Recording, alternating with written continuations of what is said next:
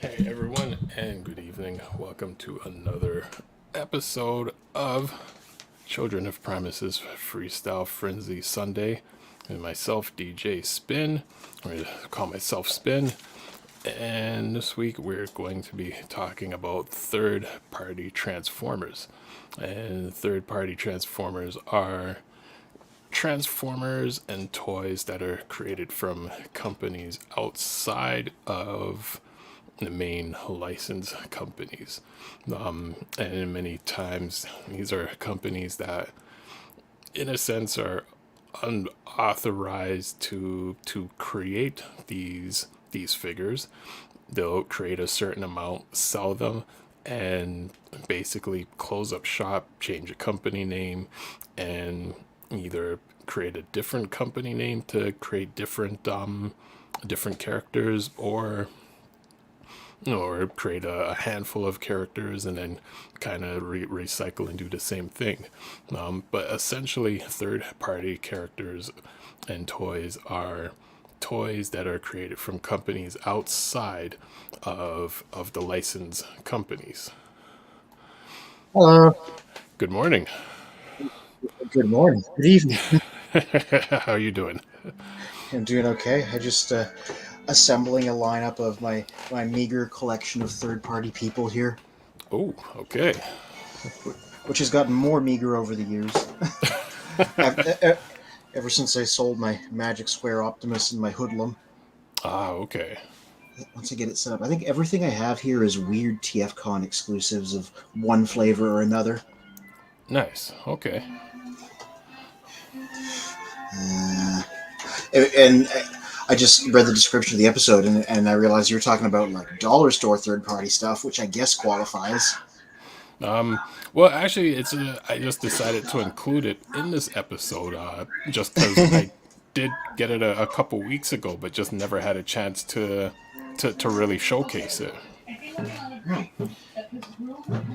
Yeah. You know what it made me think of? I know these are around in Canada. I want to find some of those Transformers Authentics. Because they're those figures that they did that are specifically designed to compete with dollar store KOs, Okay, in that they're like really cheap and really basic. and that from Dollarama or different dollar stores. I think I don't know. I haven't seen any in dollar stores around here, but I think you see them at like Canadian Tires and all kinds of weird outlets. Ah, okay, But I know the thinking about them was that they were supposed to compete with the bootlegs. Let me see if I can find a picture. okay. But Let yeah, me they come in get a few sizes. They're like really cheap and really big and really basic, and cool. they're just like the main guys. While you're doing that, I'm going to send Charlie. Hey, Charlie, how's it going? So I'm going to send you an invite link. Yeah, I just did a Google image search so you can see a few examples of what I'm talking about here. Okay. Once I get it loaded up. Ba-da-ba-da. Yeah, so these come in a few sizes. Like this is the Optimus that they did. Okay.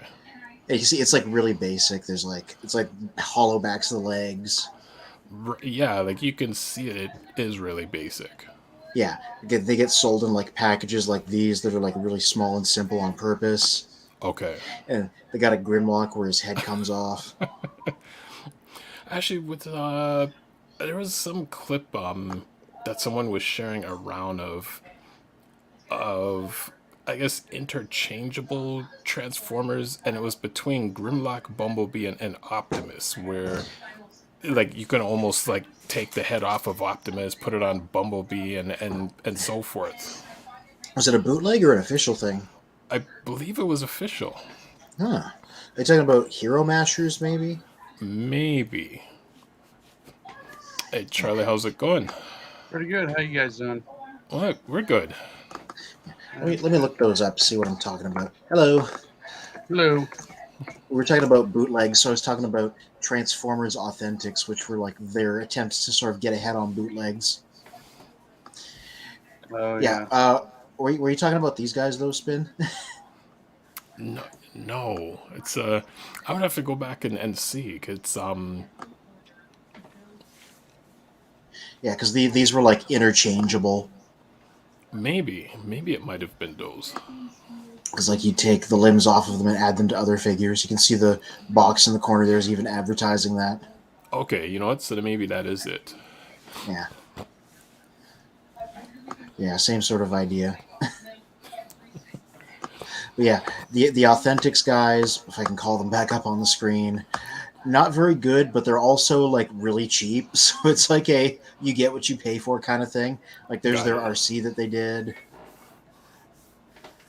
Yeah, good. Here's a nice picture of like three of them. Okay. Yeah. And so yeah, these are literally supposed to compete with dollar store bootlegs by putting the actual like official guys into that like price point. Yeah, and from what I remember, like the little cartoon commercial they had, it was essentially Optimus, Grimlock, and Bumblebee fighting against Megatron, and Yeah. it's like as they're trying to fight him, they just keep interchanging their parts and limbs to beat him. Yeah. Oh, see, that does sound like Hero Mashers. Okay. Yeah. Well, I got them out. Here's what I was talking about. My meager third-party collection. Let me just make some more room.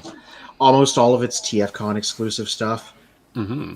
That's uh, Ocular Max Docat, which is Shattered Glass Ravage. Uh, Ocular Max Sphinx Regenesis, which is canceled Generation 2 Mirage. Ocular Max Azalea Protoform, which is RC prototype colors. X Transbots Masterpiece Shafter, which is Erector. And there's the little the smaller iGear Shafter, which is also Erector. And then I forget what this guy's fake name is because I just got him, but this is a fake Masterpiece hubcap. He's another Ocular Max guy. Most of these guys are. Now, Ocular Max is a third party company. Yes. Okay. That I from what I know, they're pretty well regarded. They've done the recent round of like the big Bruticus that everybody was drooling over. Okay. Yes, I Yeah. have seen the image of that. Yeah, and you remember we were at TFCon. There was that G2 repaint that was just there on display. That was the Ocular Max. Okay. Yeah. Like I don't know, I'm no expert, but I know those are like the guys when it comes to like masterpieces stuff. Well, hoping Professor D will be able to jump in because I know he's well versed in the third party. Yeah. But I'll also ask Charlie Yeah, how like they what are is your working on like a new combiner, Okay. and they usually have like all the pieces. Like a lot of them are parts forming, and they usually have all the pieces in their like figures. So you just gotta, and I mean, they're usually a lot of people don't like them because once they're combined, they're smaller than the rest of the combiners. But Mhm. I think it's neat that you don't have to have 50 different pieces trying to make a combiner. I'm like, oh, what did I do Yeah. with this? Yeah, I think that line's called Art of Transformation because that's the gimmick. Like no combiner kibble, everything integrated. Yeah. Yeah, which sounds like like I'm just straight up priced out of that market. If I was like a wealthy person, I would be into it. I love Generation 2. I love Bruticus, that giant G2 Bruticus they did. That was like candy to me. I remember I asked the guy, you were like, what do you think this would cost? I think it was like $700 or something. Oh yeah. Canadian. No, So They're 20 American dollars. yeah, sure. I mean, I've seen them at like I went to Toy Dojo and they had one of the pieces for around $100, Yeah. and to get the whole set. I mean, I don't know how big the main body was going to be, but I think it was like $150 or so. Yeah, so if it's But so that'd be like 400 plus like 550 plus tax and shipping and whatever. So yeah, that like 700 when you count in exchange is probably more or less accurate when it comes to Canadian yeah, dollars. And I was like, that's a cost of a PlayStation 5, basically. Yeah, I, I would do it if I could, but I don't know how these guys do it. Like, there's a commonality with everything on my desk there being like TFCon exclusives, because usually I buy them at the show after having sold some stuff and therefore at least partially like funded them to begin with. Hmm. A lot of these guys I know like are doing YouTube and have their jobs and everything else, but Yeah, I mean, some of it, a lot of that stuff I wait for go on sale. Yeah. yeah, yeah. Well, how many third-party characters do you have in your collection? Do I? Yes. Too many. I went down that rabbit hole and I got addicted. I was trying to avoid fans toys, and Okay. I once you get like I don't know if you've held a fan toys, like once you get to that character and realize the quality, was like there's a couple of times I mistransformed one. And I'm like, oh no, it's going to break, and it's still like it's like nothing ever happened. Wow. Yeah. Okay. But So yeah, see, I got quite a few.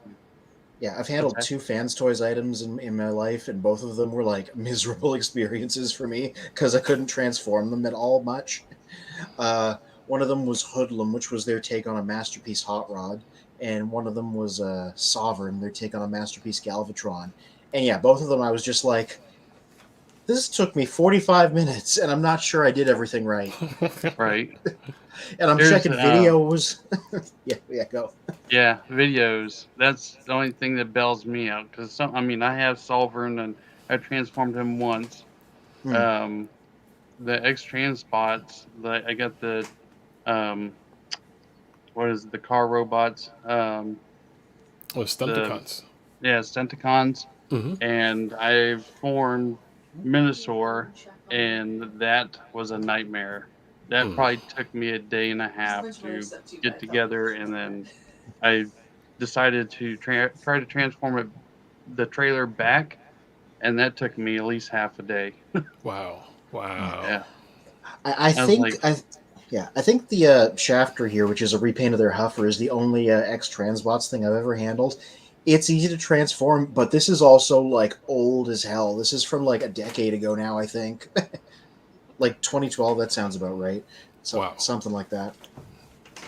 So I'm sure things have changed since then. well, I Well, think from what I've been hearing, a lot of people are griping about how like hard some of the stuff has like become, and now like fans toys are trying to make it simple again because a lot of their stuff has become intuitive. Like Mm. I got a figure recently and it was pretty easy to transform. I mean, if you're used to transforming the complicated stuff. okay. Yeah. So I was gonna say this hubcap's been in alternate mode for a long time because I just absolutely could not figure out how to get him back. And like hubcap's my guy, so that's saying something. Hmm. Well, then I guess the question, or the one thought that comes to mind in terms of having to look up YouTube videos to figure out how to transform them, the people who are creating these videos, I'm wondering how many times they've had to practice transforming it before even creating the video. Because I do recall one where just Motormaster in the video, I believe Motormaster was about at least an hour. Oh Um, boy. yeah, of him explaining how, like every step of transforming it, and and that's before getting to the rest of the stunticons. There was a there's a YouTuber out there. He uses a Bionicle guy as his mascot, and he has a series of videos called "Just Transform It." And if I can't figure something out, that's my go-to because there's like no commentary or anything. It's just one singular take, going one way, a pause, and then going the other way, and that's it. Wow. I wonder if he does third party. I'm gonna look his stuff up really quickly. yes, I know who you're I, talking about. I can't think of his name. yeah, He does a lot of third party. it was MGO. I just remembered. Yep. Yeah, he's really good because he'll sit there and he must transform it like 6 or 7 times because he's Yeah. just flawless. Oh yeah, my first hit was for Transform Element Optimus. So yeah, he absolutely does third party stuff. Thank you to Big M. Yeah, so he also mentioned that's MGO. Yeah. So So Big yeah, M this is from YouTube. this is where I go when I need to like figure out how to transform something, because I think this is one of those guys that has basically every mainline thing at least. I'm trying to see if he has a just transform it playlist so I can see what's on there. But don't play it, or else YouTube will come after us. Oh yeah, no kidding. Eh? Oh, he's got He-Man. Yeah, a little bit of everything. No, I want to see if you have a just transform it playlist, bro.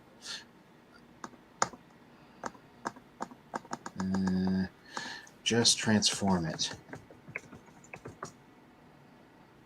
Yeah, here we go. Here we go. Full playlist. Yeah, a little bit of everything. Cyberverse, Masterpiece Dinobot. He's been Does doing this it get for quite a newer or while older? too. Yeah. So yeah, this is. But yeah, this guy's the YouTuber that I go to. If I can't figure something out, he's the guy. And that happens a lot with third party stuff. I had it in my head right now. I was going to try transforming this guy, and I was just like, oh no, what did I get into? Oh dear. How do those legs go? I don't recall. I don't want to break him on stream. Yeah. The other party I used to have things from is Iron Factory, who do their Legends type guys. I had one of their very first releases, which was their take on Windblade, which was very simple and elegant. And then I had their take on Bruticus, which was not simple and not elegant. And I broke one of its antenna off within 30 seconds of like first messing with it. Oh no. Yeah.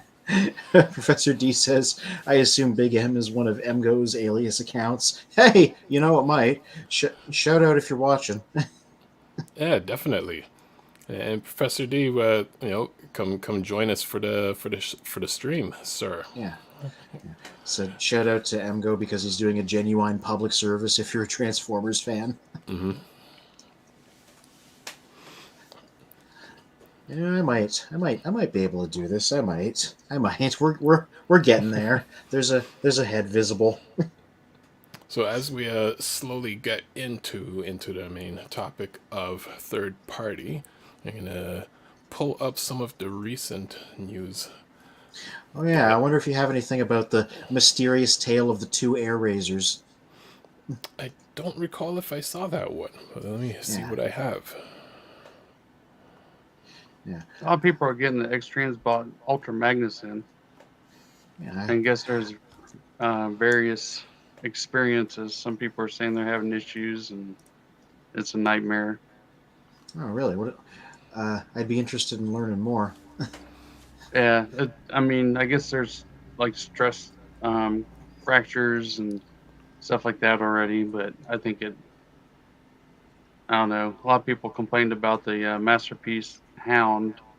Yeah. And I didn't have like the same luck, but I kind of was very delicate. Yeah, like I'm not gonna talk anything about like either first versus third party when it comes to build quality, because I feel like they're basically the same at this point. They met somewhere in the middle, somewhere along the way. Yeah. Oh yeah, the Kang Toys Volcanicus guys. Speaking of third party stuff, I don't know anything about this company. This is like a lesser known one. They're fairly new. Mm-hmm. But it's a great idea. I'm glad to sort of see that they're not just doing more G1 stuff, that they're taking a sort of a more modern day concept and like turning it into a third party thing. I was considering getting them until I seen the gorilla pants. Yeah, the gorilla pants. One of the there's pants that are formed from one that's just a gorilla apparently. Yeah. I was like, that's more Beast Wars. Yeah. I mean, I like what's going on with that Brontosaurus. It makes me think of a Power Rangers Zord more than a Transformers thing. Mm-hmm. All right, let's see what else we have in the news. Yeah, what else have we dug up? If we don't talk about the two air razors, I'm just going to explain that myself eventually. Wow. Ollie's has Transformers Kingdom Voyagers on sale for $19.99. That's okay, so that doesn't help me, but that helps our American audience out there. Mm-hmm. So for One thing is, I everyone, don't think they have an online site, do they? No idea. let's see if they mention anything about that. Okay, plenty of waves of the Voyager class figures from Kingdom Line. I asked because it looks like there's a bunch that never made it to retail, and now Ollie's has them. Let's see, so dropping. Yeah, so Oh yeah. still fully don't mention if it's like online or in the stores. I feel like it's just in person, just because that's how discount stores tend to operate. Mm-hmm. I might be wrong on that.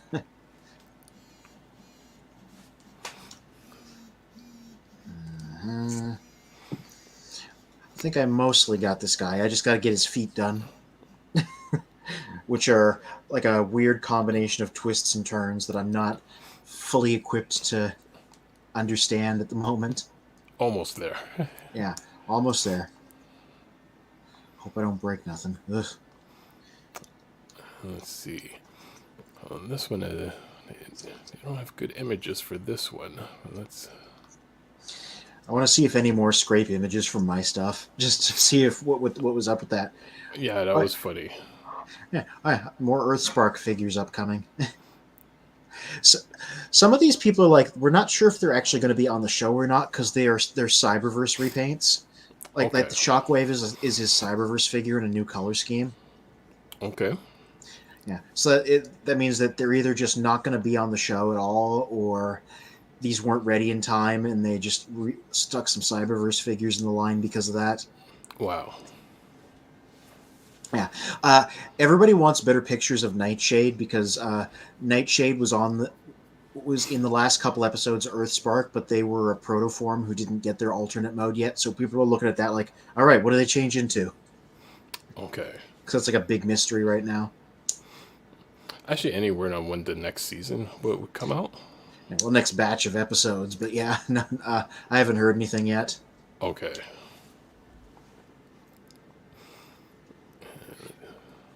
All right, I think this is done. I think, like, there might be some tiny bits that are incorrect. Like, I feel like that's not supposed to have a hole in his back, but like, I think this is like 90% there.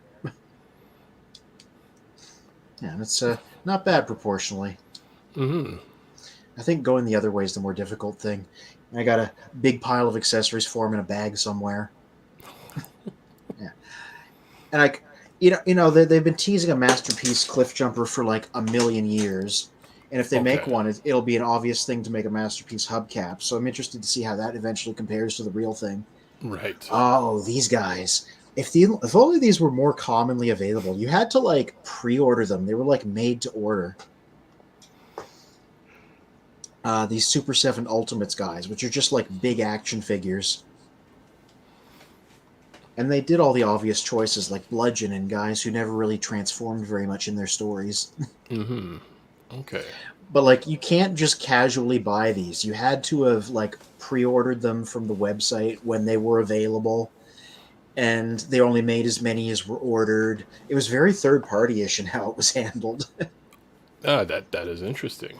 Yeah, and I'm like, so like that immediately made me just like not interested because I'm like, I don't want to commit to something like that. I want to maybe see one of these in a store and decide if maybe I want to go in on it. Right.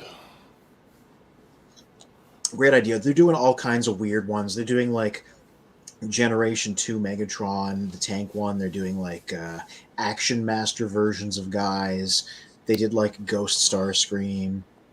Oh. They did Tarn before Legacy got to him. Okay. Yeah. So that's the one upshot to these is they're doing some deep cuts. Yeah, and I mean it's cool that they have been pulling out characters that are just that have been overlooked by many. Mm-hmm.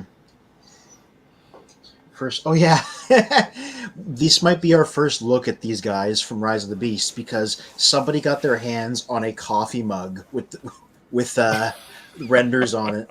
Yeah, so that might be Optimus, Rhinox, and Cheetor as they are in the movie. Cheater looks a little bit scary. Yeah, well, he's also kind of at an angle.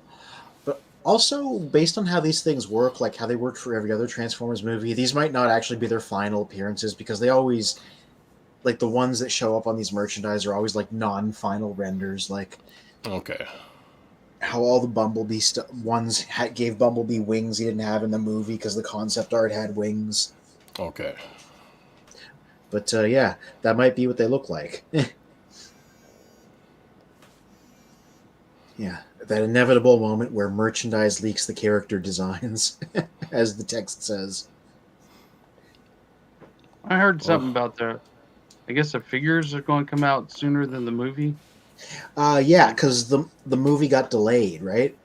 yeah, Uh, so the figures would have been later on after the movie was out, but now I think they're going to be out in advance, basically. yeah. I can't remember the time frame. I want to say either 6 to 8 months or something before the movie's supposed to come out. But Yeah, yeah. Which it's better than it could have been. So, and this is why people are talking about the two Air Razors because we've seen. Yeah, let me explain that. We've seen two Air Razor figures that have been leaked. Like people have in-hand samples of them, and they're both obviously Rise of the Beast figures. They're both roughly deluxe sized, and they are two completely different designs. Um, and everybody's like, is one of them concept art and one of them final? Are these from two different toy lines? Are these two different characters? Does she get an upgrade during the movie? So that's the mysterious tale of two Air Razors that's a thing right now. And these show up in people's hands. They don't have any packaging or instructions or anything, so we've got no trade dress telling us what they're from or like what they're supposed to be. And, people are like hypothetically there might be another bird transformer, and then one of them's not Air Razor. We're just assuming it's Air Razor because it's a deluxe bird that looks like it came from the movie. right. Yeah. I was wondering if some of the like Bumblebee gets some alternate form or something eventually, or something weird like that. I hope not, but I was like, no, just leave him as a car. Surprisingly, they've never pulled the obvious trigger and made a Bumblebee that changed into an actual Bumblebee or something. Oh Yeah, gosh. Yeah. Yeah, people are always like, do him as a Waspinator retool. No. yeah. Yeah. Or Optimus This, Prime becomes Optimus Primal. I'm like, no, yeah. just leave him. Mm-hmm. Yeah, them as separate characters is more interesting anyway, because Right. Optimus Primal is his own unique kind of personality. Yes. Yeah, specifically as a guy that did not want to be there and is doing his best, but is in way over his head. Mm-hmm. He was a starship captain who was in charge of like 5 people, and that was supposed to be his job. Yeah, and this guy, warrior class Thrash. Um, I still do not. I have not paid much attention to how these guys work, so I don't know if this is like the normal deluxe or if it's like a gimmick guy. Okay. Apparently, these are starting to show up in Canada, but I haven't actually seen them yet, so I can't comment. Let's see what reference that they made. Some new stock images of the Transformers Earthspark Warrior class Thrash. And we have a clear look at the front and back of the packaging of this figure, which comes in an open cardboard box, and it is labeled as plastic-free packaging, as other Earthspark packaging we have seen before. And we have also have new shots in robot and sidecar mode, and see new images after the break, and let us know your impressions. So, It looks pretty good. mm, It looks pretty accurate to the show, so he's got that going for him at least. yes. Let's see, what else do we have? Oh yeah, what else do we have?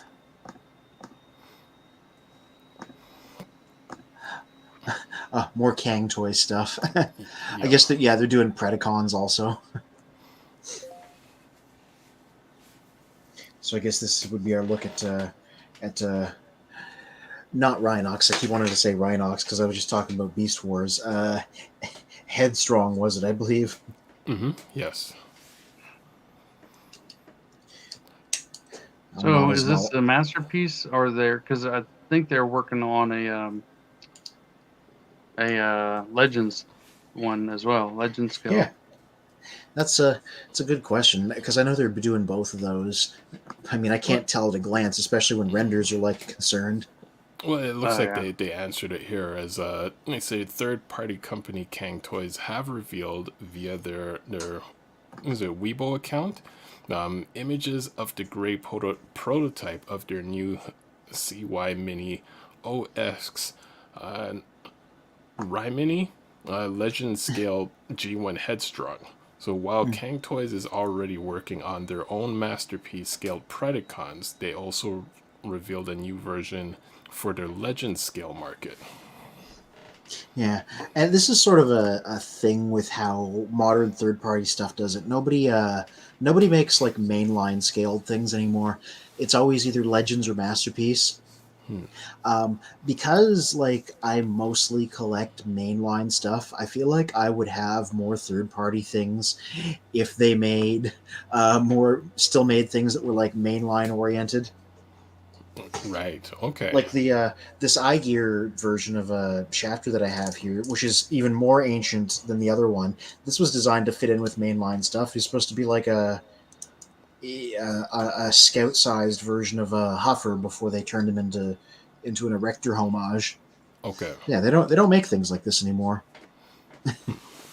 Well, a lot of the iGear stuff was the kind of backfill, like the holes they had. Like, Yeah, the holes in the main line, basically. yeah, and then everything just kind of took off from there and went crazy.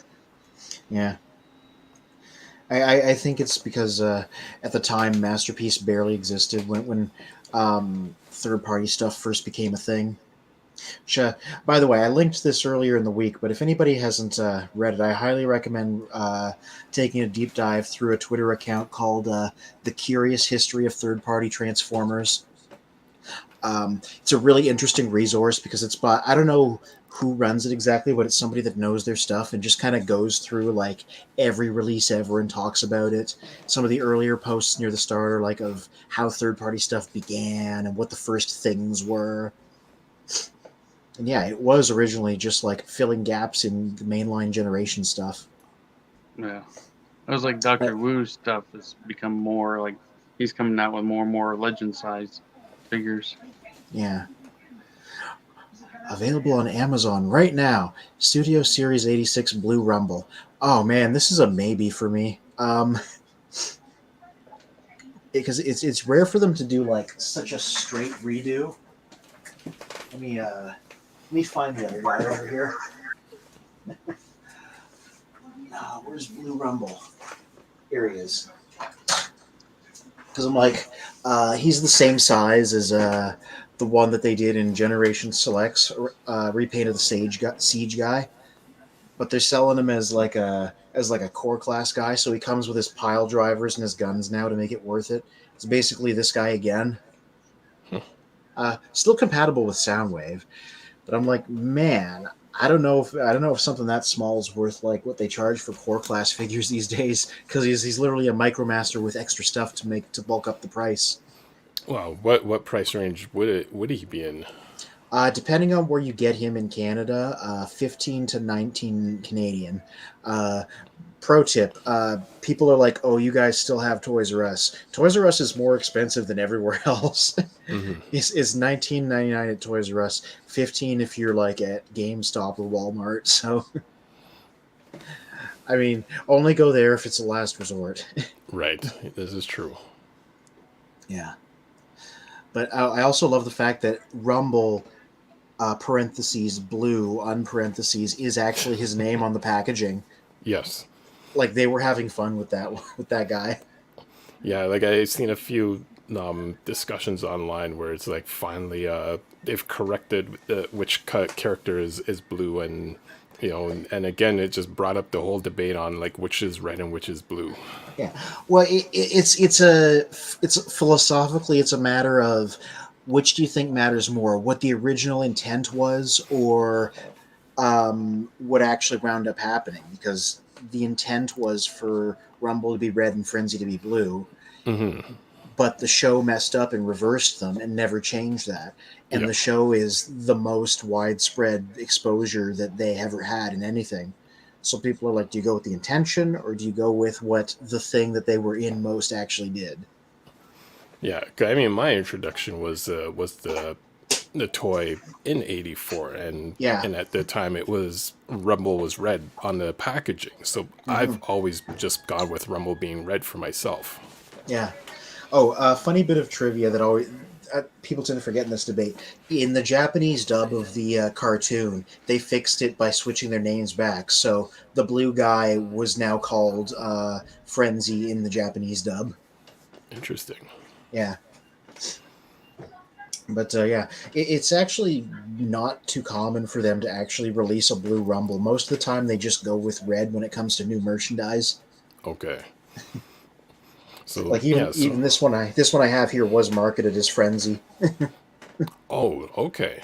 So Yeah. on in the news it says that Amazon has it for $11.99, and Yeah. Calvin on YouTube that mentions that it's $11.99 for him over there. Yeah, that's in U.S. dollars. Yes. Yeah, so the exchange rate is $11.99. It equals $15.99 Canadian, probably.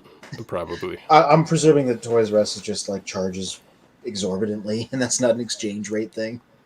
Right, because on here it says that Amazon, or with the free Prime shipping. So Yeah, yeah, so if you don't have the free shipping, then you gotta add that to the price too.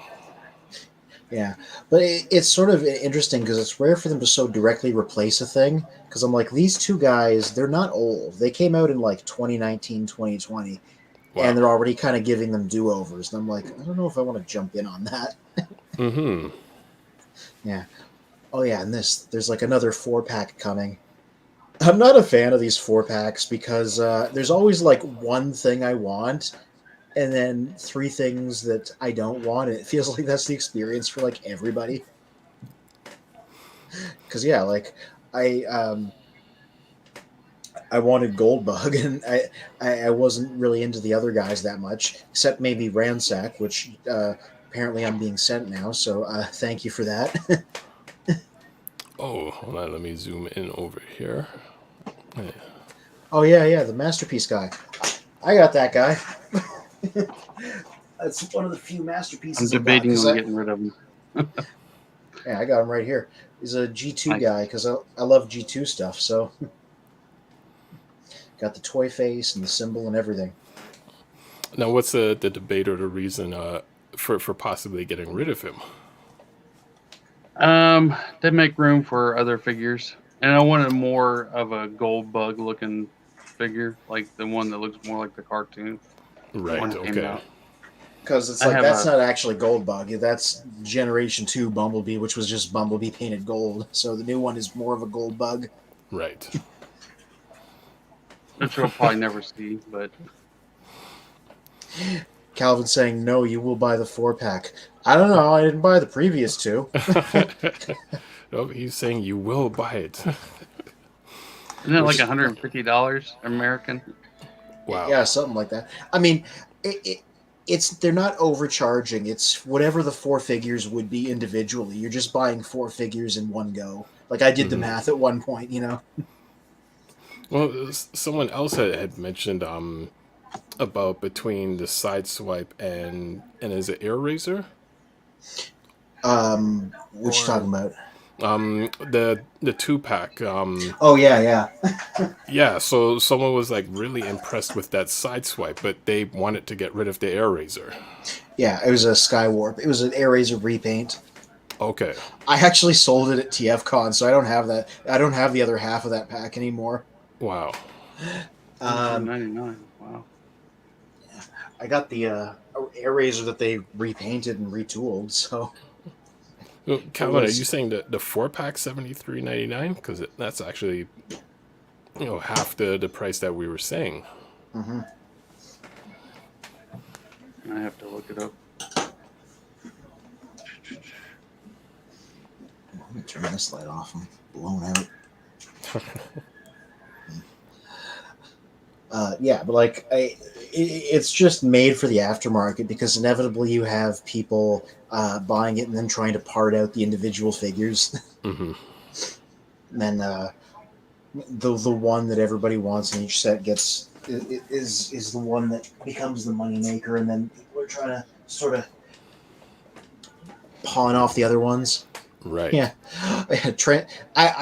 I read this story and I was like, today I learned that Segway still exists as a company.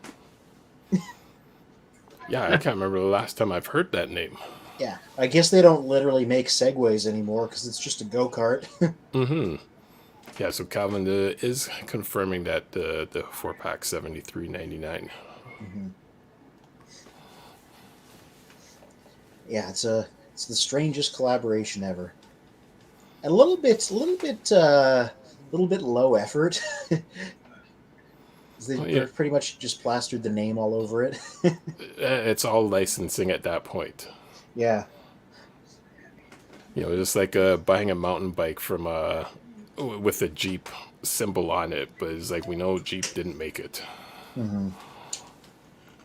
Sure, they did. Yep.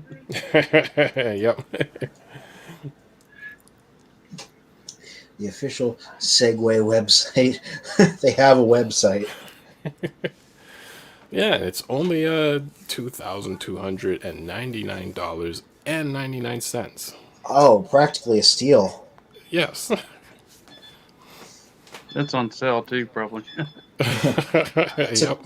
to be fair, go karting is really fun, but I'd rather just pay a few dollars and go to a track and run around in it if I was going to do Uh, that. this is true. There's actually one amazing track out in Mississauga I went to just a few months ago. Really? Uh, Drop the name so that any Canadians can go. I will look up the name because actually it was my first time going, so I will definitely look up the name. Yeah. Found Hubcap's bag of parts. It's basically the same sort of thing as the mainline guy, where you can change him into a water ski mode. He's got Cliff Jumper's cannon, but you can't disassemble it like on the Generations guy. He also has a couple of pistols. Oh, video review for Warrior Class Optimus Prime and Elita 1. I should pay attention to this because I thought the show was mostly okay. But every It's time like I don't think about it until I come on the show, and I'm like, oh yeah, I don't know what's up with these guys. I also don't know why they have her fighting Beast Machine's Optimus Primal from the year 2000. Hmm. Like that's an old figure. I had that when I was a kid.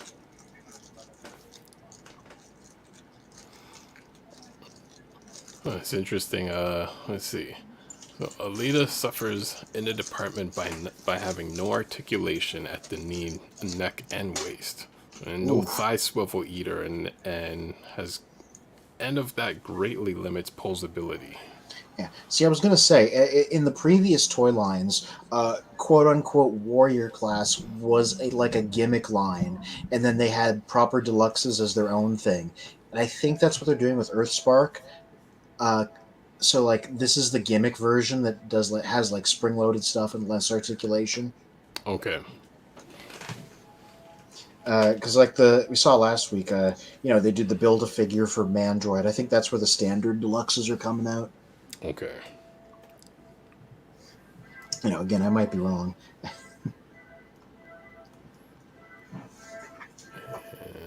Let's see. There we go. Oh, this thing. What a bizarre idea. Because the mask, this is like some vintage 1980s stuff that they would have done in the original line. The Yes. mask changes into a robot. I mean, it's goofy, but that's also kind of a clever idea. Yeah, that is something definitely we would have had back in the 80s. Yeah, like, the transforming Optimus Prime mask. I could see like an ad for it. Well, Yeah, I'm so I'm surprised it doesn't have like a little voice box to go with it too. I maybe it does. I don't know. I've only seen the pictures. Yeah, a voice changer would be about right. Mm-hmm. And let's see. So I think there's just two more things. That would be it for this week's news. There we go. Oh yeah, color renders of Deathsaurus, and that is a picture of one of my Kingdom Galvatron review. Wow. So I think it is our website just occasionally scoops things I did instead. Yeah. But yeah, there he is. They're putting There the we color go. renders out. Yeah. I guess this So is funded, or somebody was wondering. oh yeah, Or I'm talking about it unclear. was I funded. haven't. It wasn't funded before. Maybe if it was funded on the weekend. I Yeah. knew it was like moving along at a decent clip when I last checked. So Good morning, Calvin. what are you wagging your finger about? You see that beautiful feature right there? Hmm? That beautiful feature right there. Yes, indeed. Delsaurus. Yes, indeed. Yeah, he does look way better in color, especially the throne, which was just kind of this look like a melted lump of candle wax before, and now that it's got color, I'm like, oh, it's something. I knew he was coming. Oh yeah, and I'm sure he's going to get funded too at this rate, if he's not already funded. Mm-hmm. Well, when is the time frame people expecting him to be out? Oh, not for a while. Star Saber hasn't even arrived to most people yet. Okay. 2035. No, Yeah. I should be getting mine sometime this I think next week. Yeah, it's like they're almost here, but like most people don't have them yet, is what I understand. Yeah, because Mm-hmm. I got the notification saying he's like apparently getting ready to ship. And you know how Hasbro does it. Yeah. Take 10,000 years to get one figure. Or that other notification where it shows everything was lost at sea. Hey, Oh you God, never know. that situation. You know about that? A bunch of Victory Sabers were like literally damaged in the typhoon they had, and so they sent emails to people saying we can't deliver them because of this. So they did two things. First of all, they gave them a large chunk of their money back, and then second of all, they gave them free copies of the Alpha Trion Orion Pax 2-pack. Oh, okay. Wow. Interesting. Yeah. So it was like they gave them that 2-pack, and then they gave them the money that was the difference from that set. Mm-hmm. I remember talking about that at the time. Like I would be, I don't know if I'd like that reward anyway. I mean, like, yeah, free figures, but I'd be like, I want my Star Saber. Yeah, exactly. Right? Yeah. I didn't go in on it, so I get to chuckle instead of feel distressed. Yeah. Oh, there's my Studio Series 86 RC review. This is an interesting one. This is such a strange one. Yeah, here it is right here. I don't. I think. I think in the balance of things, I wound up liking it better than the Earthrise one because the full figure is like a better experience overall. But the Earthrise one makes for a better action figure. I don't know. I get into it really deep in that written post there, like the ups and downs of one versus the other, and I compare this one to the Thrilling 31 that it's retooled from. Yeah, I leave everybody to make their own decisions, but I got in detail about it, and it took a lot of fun pictures. So, yeah, there's the impossible character model. Mm-hmm. that all of these figures are just chasing in different ways. Because I'm Well, like, this is not workable in reality. So I'm still surprised because it's I mean, it's just borderline a variation of Blur. yeah, You know, but and I'm it, talking about like where do the car parts go? You know, right, like right. making it a physically engineered thing. I said right in the review that Azalea here is probably one of the best I think times that they pulled it off. But they had a masterpiece level budget to shrink it all down into this, right? Mm-hmm. Yeah, but none of the mainline figures are ever capable of doing anything that clean because they have like a budget to stick to. Yep. And something I point out is this the Studio Series figure can actually do the Earthrise thing. They just didn't advertise it, where you can pull out a chunk of the backpack and to just make the figure a lot more clean. So yeah, that's something to consider too. Dang. Yeah. It's not advertised and it's probably not intended, but there's nothing stopping you from popping that part off because of how it's on there. So another one of our reviews. Yep. From childreofprimus.com. / news and reviews. Yes. Try to put these out every week. Got my next one more or less ready to go. I just gotta stick some photos in it. Yeah. Oh, and there's the link in the Yep. chat. I passed the 100 mark a long time ago. I might have passed the 200 mark at this point. Amount of posts I've done of reviews. Wow. Because I mean, I've been doing one a week since like 2020 ish. So sometimes two a week back when I was reposting ones from my last site. So I So if you guess I got just in a got third party, then you'd be doing one a day.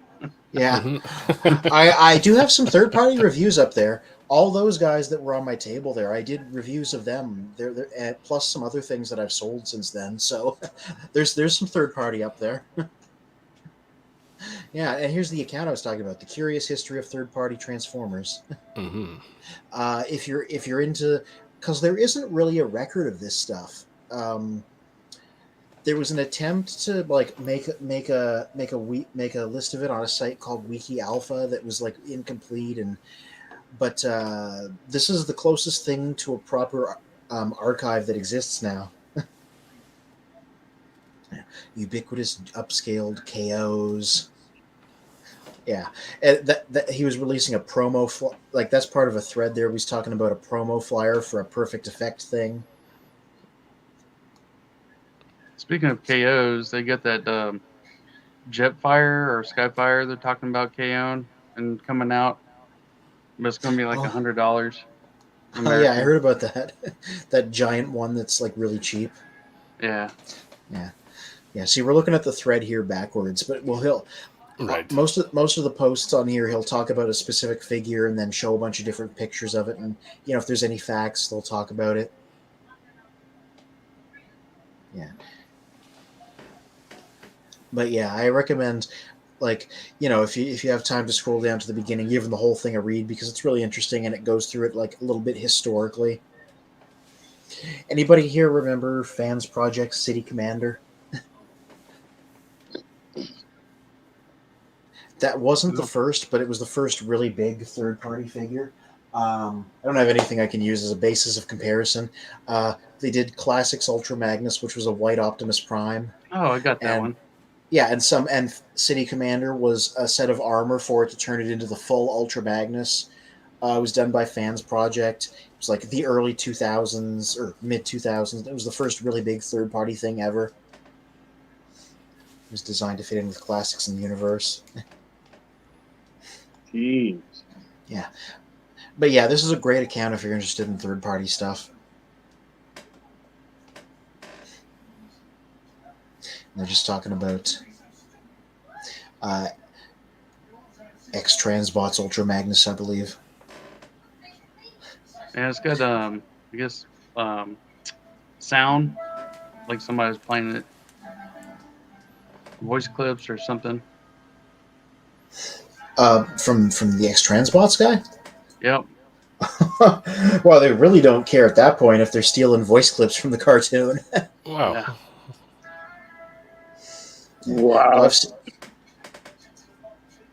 Though Wow. I've seen that before. There was that KO of Masterpiece Megatron that had voice clips from his cartoon now. Okay. Yeah, that's where I left. That's where I left off last time. Like they were talking about Gundog, which was their attempted Masterpiece Hound. Gundog. The names, all that. I'm always amused by the names they come up with for a lot of the characters. Yeah. Yeah, there was something, really interesting that they talked about earlier this week, which was some company did a KO set of Generation 1 Headmaster Warriors, which were these like Japanese figures that were like extremely rare. Okay. So they were basically just like KOing these old things to make them like actually available. Oh, that's interesting. Actually, is that fault for Ratchet or Ironhide? Yeah, Ironhide Protect Right. Black in his Diaclone colors. Okay. Yeah, that's a reissue of the old Diaclone Ironhide, and they paired some Dionauts. Oh yeah, see, this was a really interesting thread. They were looking at all the different head and arm upgrades for Generation 1 Ratchet and Ironhide to make them look like the cartoon, which was a thing people were doing for a while. Mm-hmm. Like, you try to clip them on, and you can see there the results were, like, sometimes not the greatest. You know, almost works. That looks Yeah. spot on. What are you talking about? Yeah, and there was another company's attempt. It was a thing that the people were doing for a time period. Yeah, and the official attempt was when they reissued Ratchet and Ironhide in the Encore line. They had cardboard ones you could cut out of the packaging, and that's the picture there. Oh gosh. Yeah. Black and green versions for their limited edition repaints. Yeah, it's Guess a that's very strange cool. idea. Yeah. Yeah. That's funny. Yeah. Oh, and that's what I was talking about. The G1 KOs that they did. Okay. They made an animation accurate Cerebros head for Generation 1 Fortress Maximus. Nice. Yeah, you can see it there, and it came with a little sword too. There's and then the post previous to that was talking about. I think his name was Cupula, who's a Make Toys Masterpiece Chrome Dome. Okay. Yeah, Cupula. I got it right. That's crazy. Yeah, and apparently they never finished off the headmasters. They just got into like Generation 1 guys instead. Yeah, that's another thing that this thread gets into. That's some real lost stuff. Like that guy there is from a thread of unreleased stuff, so that nobody's going to save that kind of thing. These are just renders that would get shown off at a convention or something. Okay. So that's the real interesting historical stuff. Yeah, yeah. Sadly unreleased, they said. Yeah, I've always liked the concept of those two characters. Yeah, Dreadwind and Darkwing. Yeah. Oh, those were interesting. Head robots add-ons for Revenge of the Fallen Bludgeon to make them look more Generation 1 accurate. This is some old stuff. Oh yeah, all these unreleased the Unrustables company did those. Not Mayhem Mechanics, the other company, Mass Toys. Yeah. Okay. Mass Toys did Seekers, and then there were going to be all these repaints they were going to do that went unreleased because the company went under, and this is just a thread of all of these unreleased repaints. Got it. Machine Wars, Megatron, and Megaplex. That would have been an interesting. I might have gone in on that just because I love Machine Wars stuff. Okay. When all the multiple Seekers also unreleased. Yeah. Yeah, and so these are the ones that actually did come out. Like they did the cone heads and then the regular versions too. Okay. Yeah, those actually did come out. I don't know how they have this threaded on this particular view, but we're basically reading all these threads in reverse.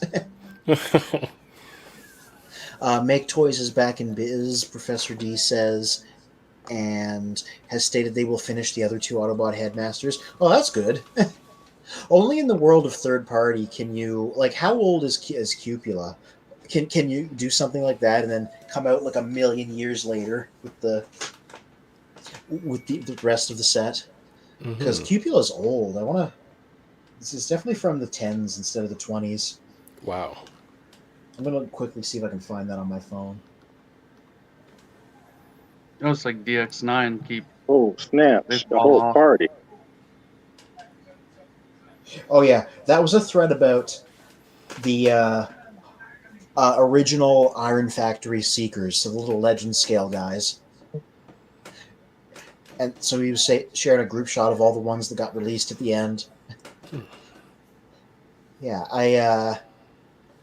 Sunstorm, Starscream, the Coneheads, the other guys, Ghost Starscream. Some of these guys were like chase figures. I remember the Sunstorm was like an exclusive you could only get through like a TF source, I think. And then that see-through Starscream in the back, is that another Starscream or another character? Oh, it's just Ghost Starscream. Ghost of Star That's- Oh, that's the ghost. Okay, yes. Yeah, that's a popular thing to do. Oh, if no. you do a Starscream, do a clear version. Oh no. This guy don't know what a Ghost of Starscream is? Okay, we got problems. We got problems.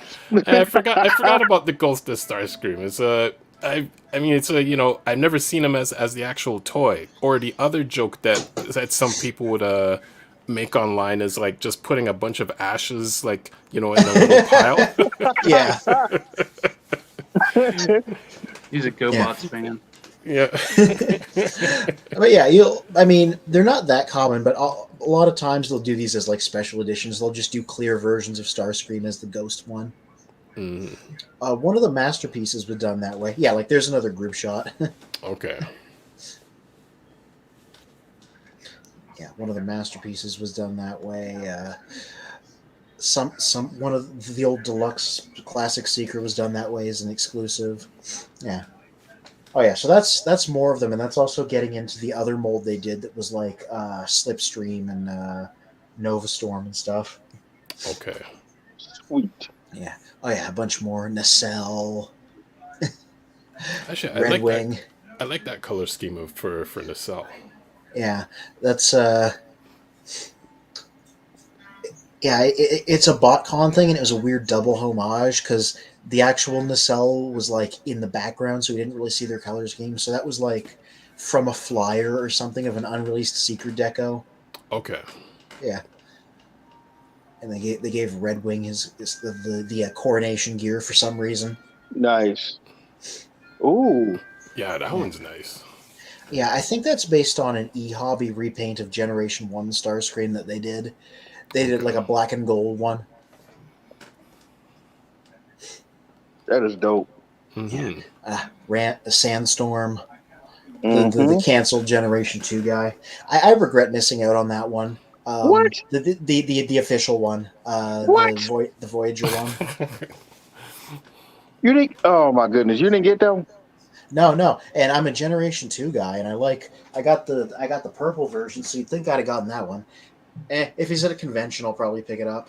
I got that one, and I got the camouflage one. Yeah.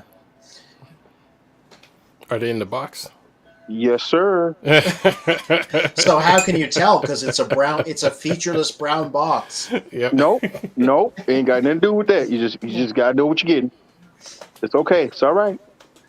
I support however you want to collect figures, but that is a completely alien viewpoint to me. That's not true. You are the alien. That is true. It's okay. It's all right.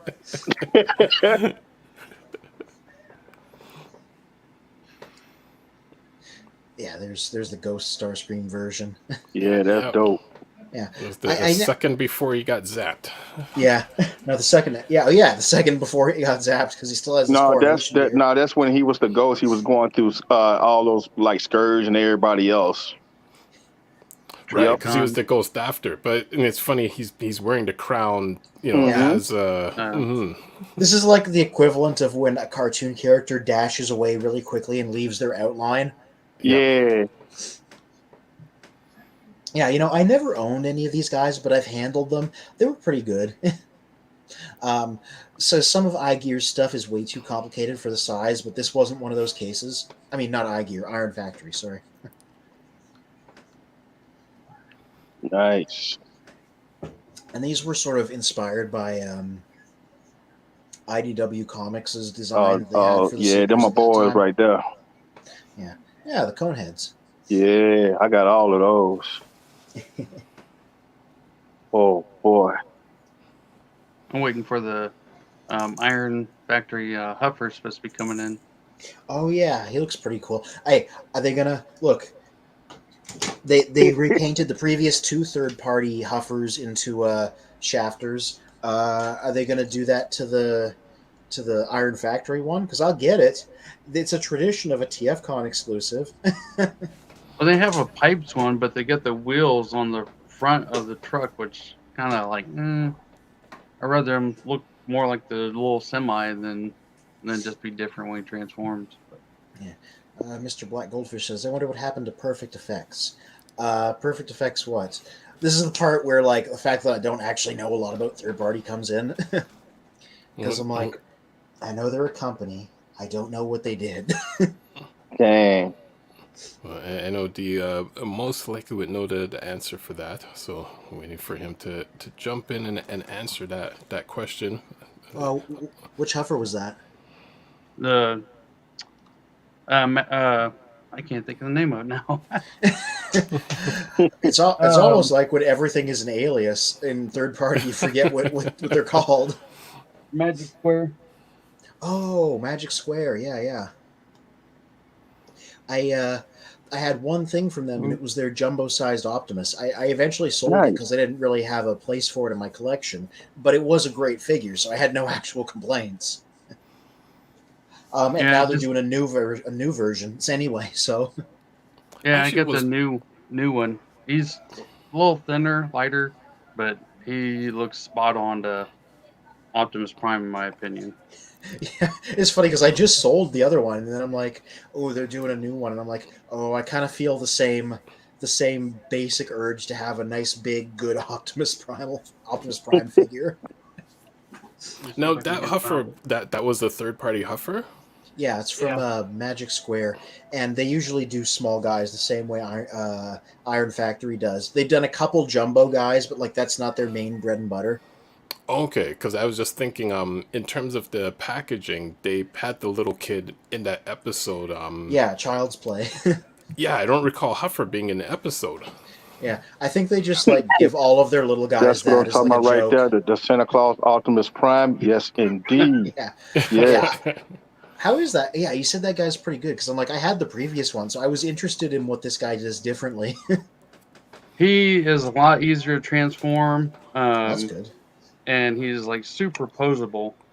Like it's ridiculous what they could do, like, and Hasbro couldn't, or Takara. But it's like he can bend his arm all the way around. His legs are crazy. Oh gosh, what a shot across the bow! Because like when the first one came out, that was right when the crazy expensive. Oh, look at that! That was when the crazy expensive third masterpiece Optimus was coming out, who was like ludicrously complicated. And I got the Magic Square one specifically because I was like, I don't want what this other one is doing, and also it's like $600. Yeah. So I'm like, this. I think the only thing that it couldn't do was the MP was like slightly more posable, and if that version adds posability, then wow, they're like literally doing everything that the expensive masterpiece does, except he's way simpler to transform and costs a lot less money. Probably it doesn't come with a trailer, but whatever. Unless they're making one. What? This one doesn't $600 no come with a trailer. Somebody need their ass whooped. Oh no, the $600 Takara one does come with a trailer. I was just about to say. Yeah. Ooh wee. So Mr. Black Goldfish on YouTube says Combiner Wars upgrades. And Professor D also says Perfect Effect does upgrade kits. Oh yeah, yeah. I think they have done stuff since Combiner Wars. He says, yeah, Yeah. yeah. I mostly remember because oh hey, that's the side Ooh. by side. Yeah, Is that Yep. what? Is those the two magic squares, or is that the? this one No, is that. the MP44, and Oh this is yeah, a Magic Square. yeah. Let's put them side by side, and I'm like, yeah, they're pretty much hitting the same vibe. Yeah, they are. Hmm. Except I bet the Yeah, magic square is probably still easier to transform because if it's easier than the other one was easier than the official one. and the official one, I transformed it once, and I noticed paint chipping, and I Yeah, was like, done. Yeah, Mm, yeah. I'm like, it, I know people that enjoy that. I just cannot futz with that. It's a little bit too complicated for me. um, but yeah, perfect effect. It's funny because I remember that because at TFCon, there's a guy I usually get a booth with named Andrew. You Hmm. met him before, Spin, and Yes. he had a perfect effect upgrades for Fall of Cybertron Bruticus that he was trying to sell for a while, and he eventually did. So that's how I know about it. But yeah, Okay. they loved to make like posable hands and extra bits to bulk them out, and I think they made replacement hips for Menasor. Yeah. Oh yeah, Perfect Effect did God Jinrai upgrades too. They did. That was a mess of a set. The no, Takara did God Jinrai in a couple years back as a, like a extensive retool of the Titans Return Optimus, and then they added they made their own God Bomber to combine with it, and that set was jeez. apparently like that. I know because I would have got that because I love God Jinrai, I love Master Force, right? But I heard that set was a mess. Like it could not stand up and like stuff fell off of it, and that perfect effect made a set that fixed it. They added like better heels, better ankles, and a bunch of parts to help it hold together. So I'm like they were doing like a necessary thing to fix the official thing. it's And version 2. yeah, so that's the second version. Yeah, I in, got in a response to purple Professor version. D's comment about is that Magic Square Prime version 1. Yeah, no, it's version 2.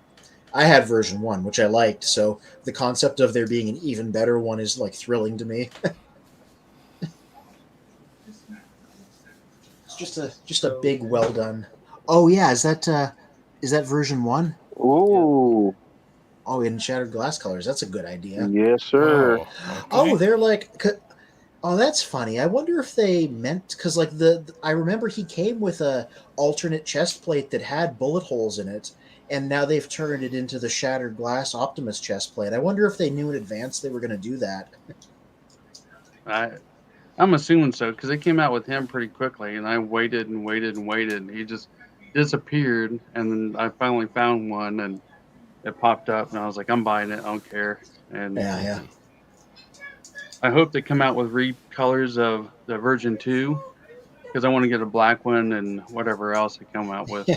I don't see why they wouldn't. They gotta, especially in the third party world, repaints are how they justify the cost of making the new mold. So if there's decos to do, they're gonna do them eventually.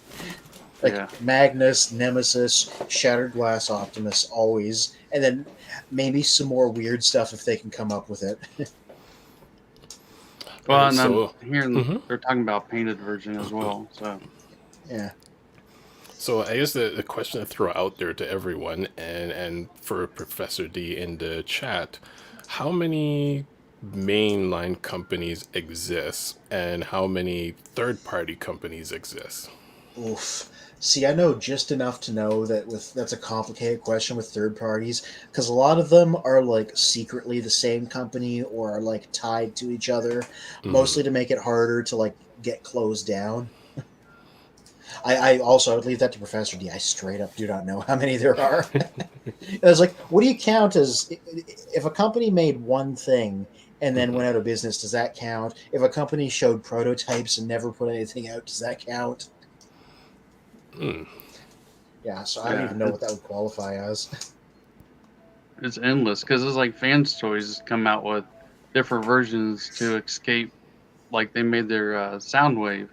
Yeah. and they had that under a different name. So if Takara or whoever tried to go after them, they can be like, "Oh, we're shutting that name down." Yeah, that Unicron, that's the banner image on that Twitter account, Mhm. that was supposed to be a Zeta Toys release. And because it was coming out in the window of HasLab Unicron, they actually went after them, so they canceled it. And then Jeez. this other company called Studio Cell suddenly pops into existence selling this thing, which is the same one. And it doesn't come with a head, and none of the images show it with a head, but you get the head as like a free gift if you buy it, but it's not on any of the Interesting. marketing materials. Interesting. That's why the banner shows it without a head. Wow. Yeah, it was I was some weird funny skullduggery. Now Yeah, for it's definitely, I was gonna say for or sorry, go ahead, Charlie. it's definitely a mess. It's like it just everybody's trying to escape getting penalized, and I think Vans Toys is starting to push the envelope with their new Ultra Magnus that they're talking about coming out with. Yeah. Mm, I guess the important thing too is most of these companies are based out of China, so like it is very difficult for like Hashtag to go after them. yeah. Yeah, like Yeah. like once the overseas like legalities is extremely complicated to impossible. Yeah, it is a little bit of a sunk cost thing too, because it might not be worth the effort to try and shut them down. There was a story though. Oh, I wish Professor D can fill in the names of all these things because I forget a lot of the names. There was a company that did a like improved KO of movie masterpiece Optimus, and one of the designers met the guy that actually did it for Takara and gave the fake one to him as a gift. And then their offices actually got raided. Wow. What? Yeah, that happened. I I will need to look up the details, but that was a thing that happened. I believe it was last year. So Wow. they Okay. actually got cracked down. So everybody was like, they flew too close to the sun by walking directly up to one of the main guys and handing off and being like, "I made this, me." You know that sounds more like that almost sounds like something from a TV show where Yeah, basically that free gift had like a GPS tracker inside of it. yeah. Yeah, like, but like, so yeah, they that whatever third party that was, they got like busted. I'm Wow. gonna see if I can look it up. There's, I know who you're talking about, but I can't think of the name of the company. yeah, that was something. Let's see. That's like some real Call of Duty stuff there. Raiding somebody's business, a company for a fake transformer. That's some awesome stuff. Wei Jing. Was it Wei Jing? I think so. Yeah, yeah. That Here's sounds I found it. familiar. Yeah, here's the news article on Sabertron. If you want to pop my window up, I Yeah, yeah, Wei yeah. Jing. Shanghai police cracked down on Transformers KOs, raiding a factory and Jeez. arresting people. And this was 2020, July 23rd, 2020. Big news. There's been Shanghai police when Hasbro China reported on how's it pronounced? Wei Zhang? Yeah, Wei Jing. Yeah. Yeah. Oh, so I guess they don't exist anymore. But yeah, these were the guys that would do like masterpiece KOs. I think there's this, but just on a different name now, probably. Yeah. This was like this was literally like them pulling the evidence from the raid. Jeez, yeah, I remember that. Yeah, this is all the bootlegs. Wow. Okay. Well, Hasbro really pissed about that one. Yeah, and like people were like, it was literally because the Wei Zhang guy found the Takara designer and was like gave him the Wei Zhang Optimus as a gift, and then this happened. People were like, we don't want to say that it was related to that, but it does seem like they kind of flew too close to the sun on that one. I wonder if, like, in all the different groups and everything, you know, once this raid happened, everyone's like, "No, my orders are Yeah. getting canceled." Oh gosh, I wonder what happened there. Like, yeah, did people's orders get like? I don't know. Wow. Somebody who knows the scene would have to answer that for me. Mm-hmm. But I could like easily see that being the case. I think that's they posted that picture there because like that's like the offending item. That is funny.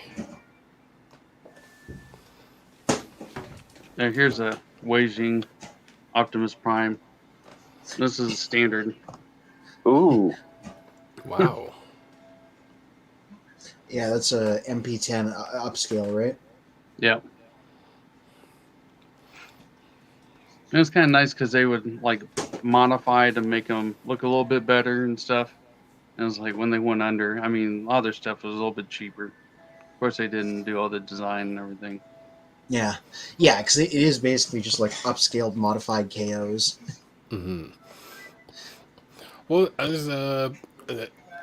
I mean, for anyone who's not familiar with third party, tuning in, and even for myself, whereas like I'm more of an old school G1 collector.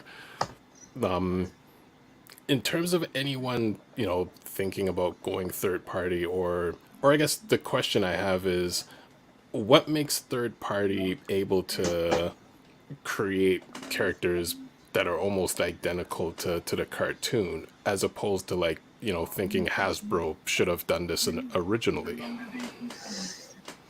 I think part of it too is that they're appealing directly to like the hardcore adult collector market. Like they are explicitly not making toys for kids. They're aiming for like the big G1 collectors, Mm-hmm. the guys that have masterpiece stuff. So in smaller production runs, so like they're not trying to mass release these guys, and they're not trying to appeal to a mass release market. Mm-hmm. So that sort of gives them the freedom to do stuff like that, which is also why they tend to cost so much. But because initially, like MPs were just certain characters over and over and over, Mm-hmm. whereas the third-party companies started doing all the other characters that they were taking, like Hasbro or Takara was taking forever to release. And I mean, just now we're getting a Jetfire is supposed to be coming out, and I think Fans Toys has had a Jetfire since 2017 or 18 or something. Wow. So, and I mean, and then everybody's coming out with all these little legends and stuff. yeah. And Bill's in the chat briefly saying, "Sorry, mates, got called into the water plant again." Do not worry. Whenever you say you can't make it, Bill, you're always like, "I have to do something super important that involves helping a large amount of people." Mm-hmm. So go do heroics. Yes. Yeah, but yeah. I was gonna say, yeah, it is funny how like nowadays it's literally only masterpieces or mini guys, probably because they're appealing to that specific market, right? yeah, and like in space, a lot of people are complaining about not having enough space, and they were cheaper, but Mm-hmm. now the price is getting up there. Like one of the figures I bought, it was like $150. I was like for a legend scale, but it was like a larger legend scale. So one of those ones that's like, because I see these guys in person at conventions, even if I don't own them, so that gives me a little bit of a sense of these things. To one of those Legends ones that was effectively more like a deluxe because it was a big guy. Yeah. It's a little easier to stomach. Well, there is the Metroplex, that's the image that's been floating around, where it's basically like Metroplex is standing next to a woman, and I believe he's about like 4 or 5 feet. So again, it's like the third party companies are just kind of on top of things before the mainline. I want to like. None of these guys have actually come out yet. They released the head for the massive Fortress Maximus just on its own, Mm-hmm. which fair, and like the giant Metroplex and stuff. It's all like concepts and things, right? So with all of this, I'm almost like I'll believe it when it actually makes it out. Plenty of third party stuff never gets released. I would love to be wrong, but like I would be shocked if this makes it to market just because of the sheer logistics of it. Well, I mean, then there's people who are just taking 3D printers and printing their own. Because I think someone else printed their own Metroplex, and they said it took them about 1.5 years to do. Yeah, that's when that's when we're not quite there yet, but like that's when third party stuff will be like, democratized for the people, because people will just, I know a guy with a 3D printer. He printed a few accessories for me last time I was up there. People will just release the files on for free on like Thingiverse or whatever for like either Transformers accessories or really simple figures. And if you've got a printer, you can just make them. Nice. But we're not technologically at the point where the stuff that guys like my buddy can get will be mistaken for real things. Like you hold them and you're like, oh yeah, this is like not Haztac material, and it's only just like one or two pieces. But like there could be a day when 3D printing advances enough that we could just like 3D print our own figures, and then then the landscape will change dramatically. Now, I was hoping to, I guess, create a bit of a debate, because Calvin, I believe that you're not a fan of third party. 50-50. Yeah. What, 50-50 recently, or No, it's just 50-50. It okay. just depends on the figure. So now my Delsaurus is coming out as being funded with Hasbro Pulse. So now I can go ahead on and get the thing that I always wanted, because I was going to go third party. And I said, okay, I'll wait. So then now I waited. So now it's shown as revealed. That's what we're getting. So I said, why not? Versus me paying what, $400 or $500 for a figure, and this is $174, so I can't go wrong with that. Right. Yeah, that's what I've heard from the people that went in on it. They're saying like it's for the size of the figure, it's surprisingly like well priced. Like it's basically a commander in terms of size and pricing. So, Well, before the Death Source, what would other reasonings be behind behind the 50-50? I mean, like 50-50 to third party.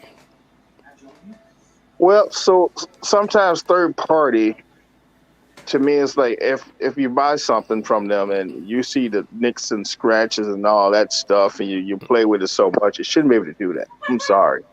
Okay.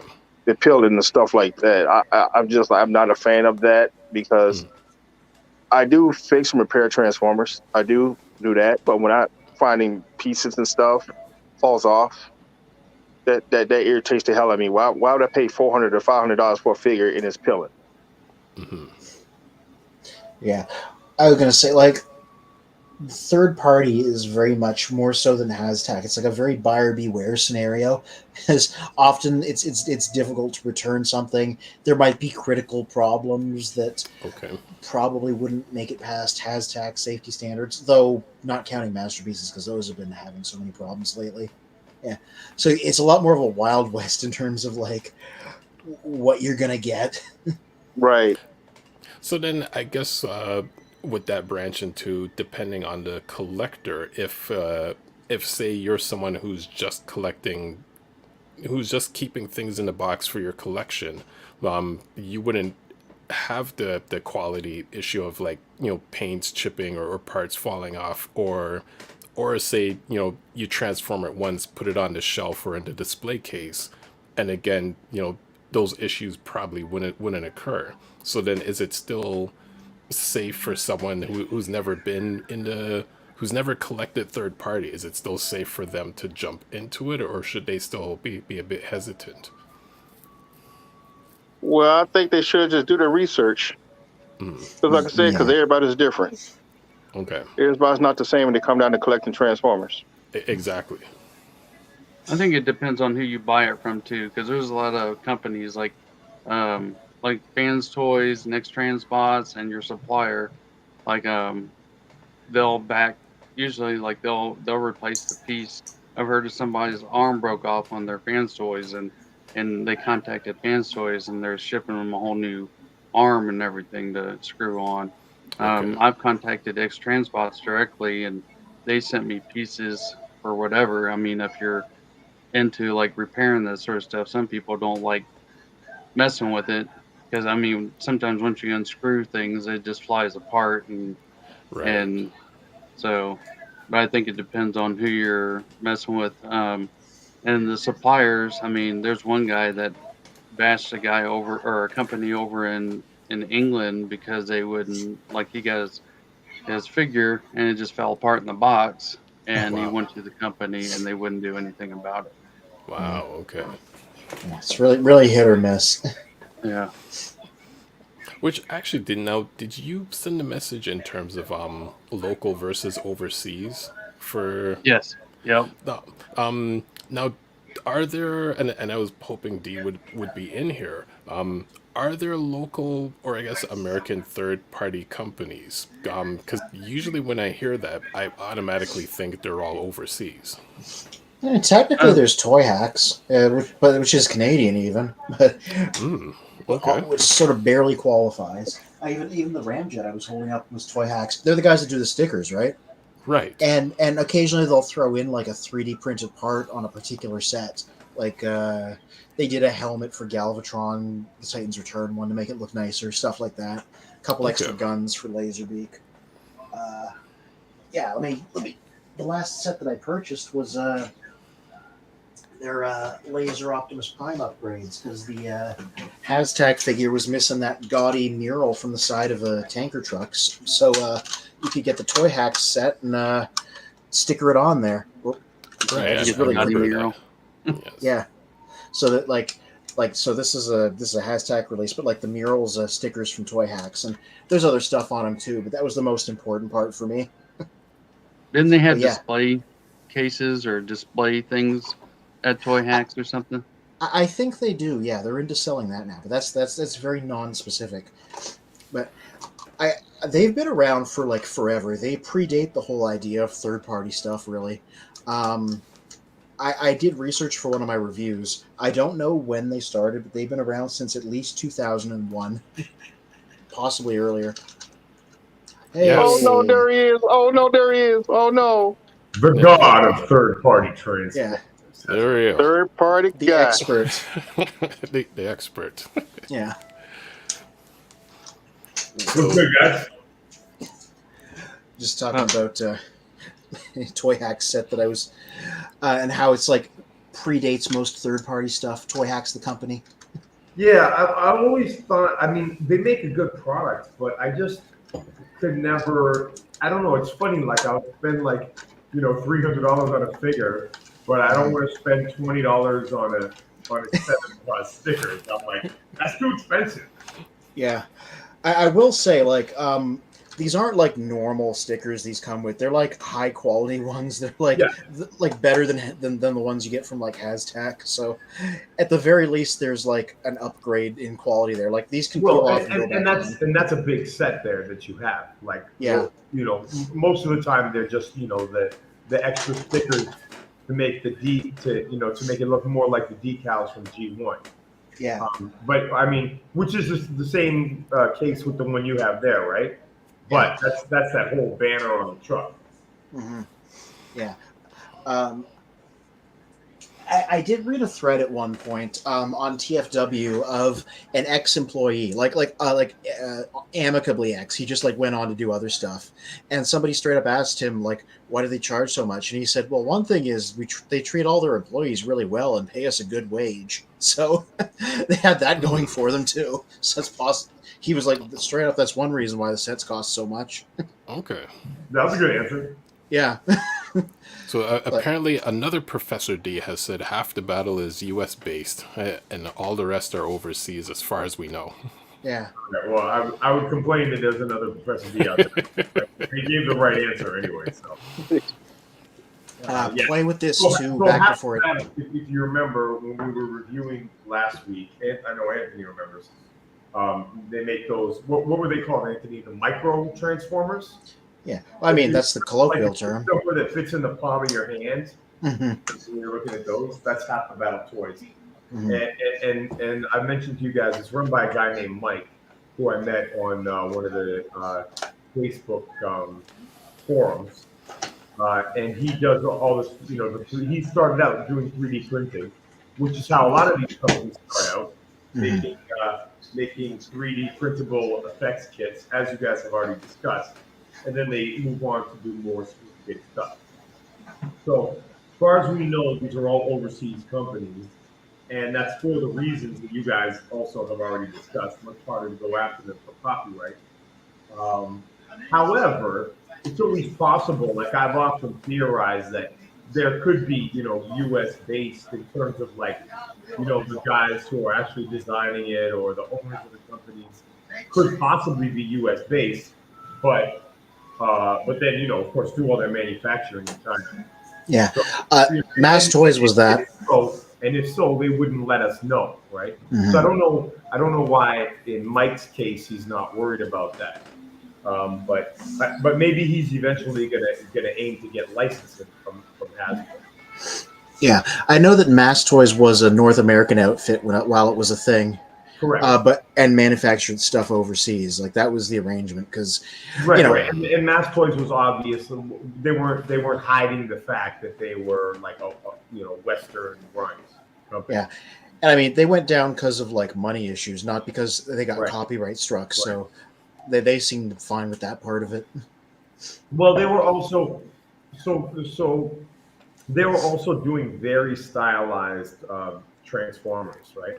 Mm-hmm. Like I think in the cases where we have seen the crackdowns, so the Wei Jiang was the most famous one that you guys have already discussed. Yeah.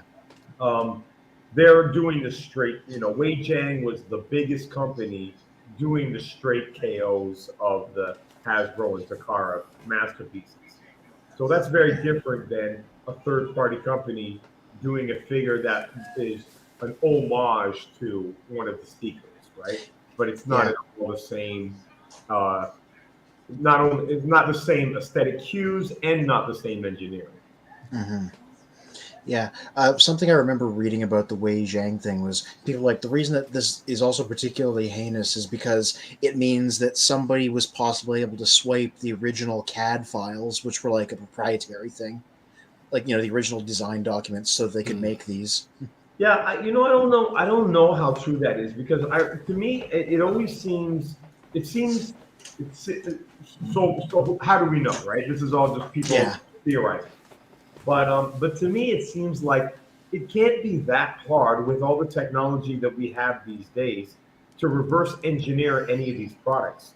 So I don't know why once you get one of these figures, you couldn't take it apart, do the precise measurements, and reverse engineer an entire figure. I don't think you need the CAD files once you have a figure. That's what I would imagine. But of course, I haven't made any of these things.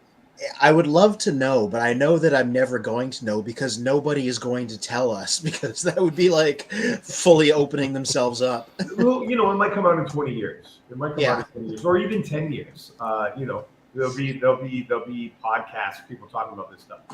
I don't know if you guys have ever watched any of Bobby Skullface's interviews where he interviews third party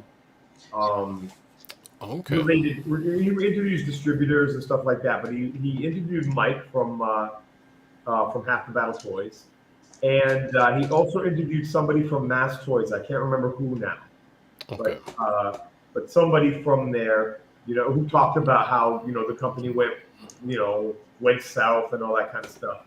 So after this stuff falls apart, people do tell their stories. Yeah.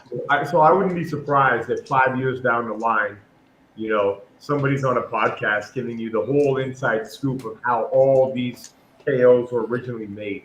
They may be giving us the Wild Wild West story of like when they were making all this money, when it was first going really good, and then it all went downhill. I mean, it sounds like a biopic's typical plot line. We were on top of the world, and then it all went wrong. Yeah.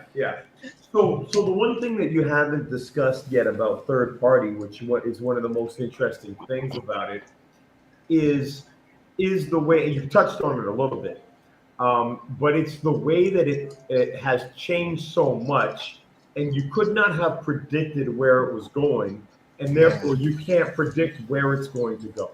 Okay.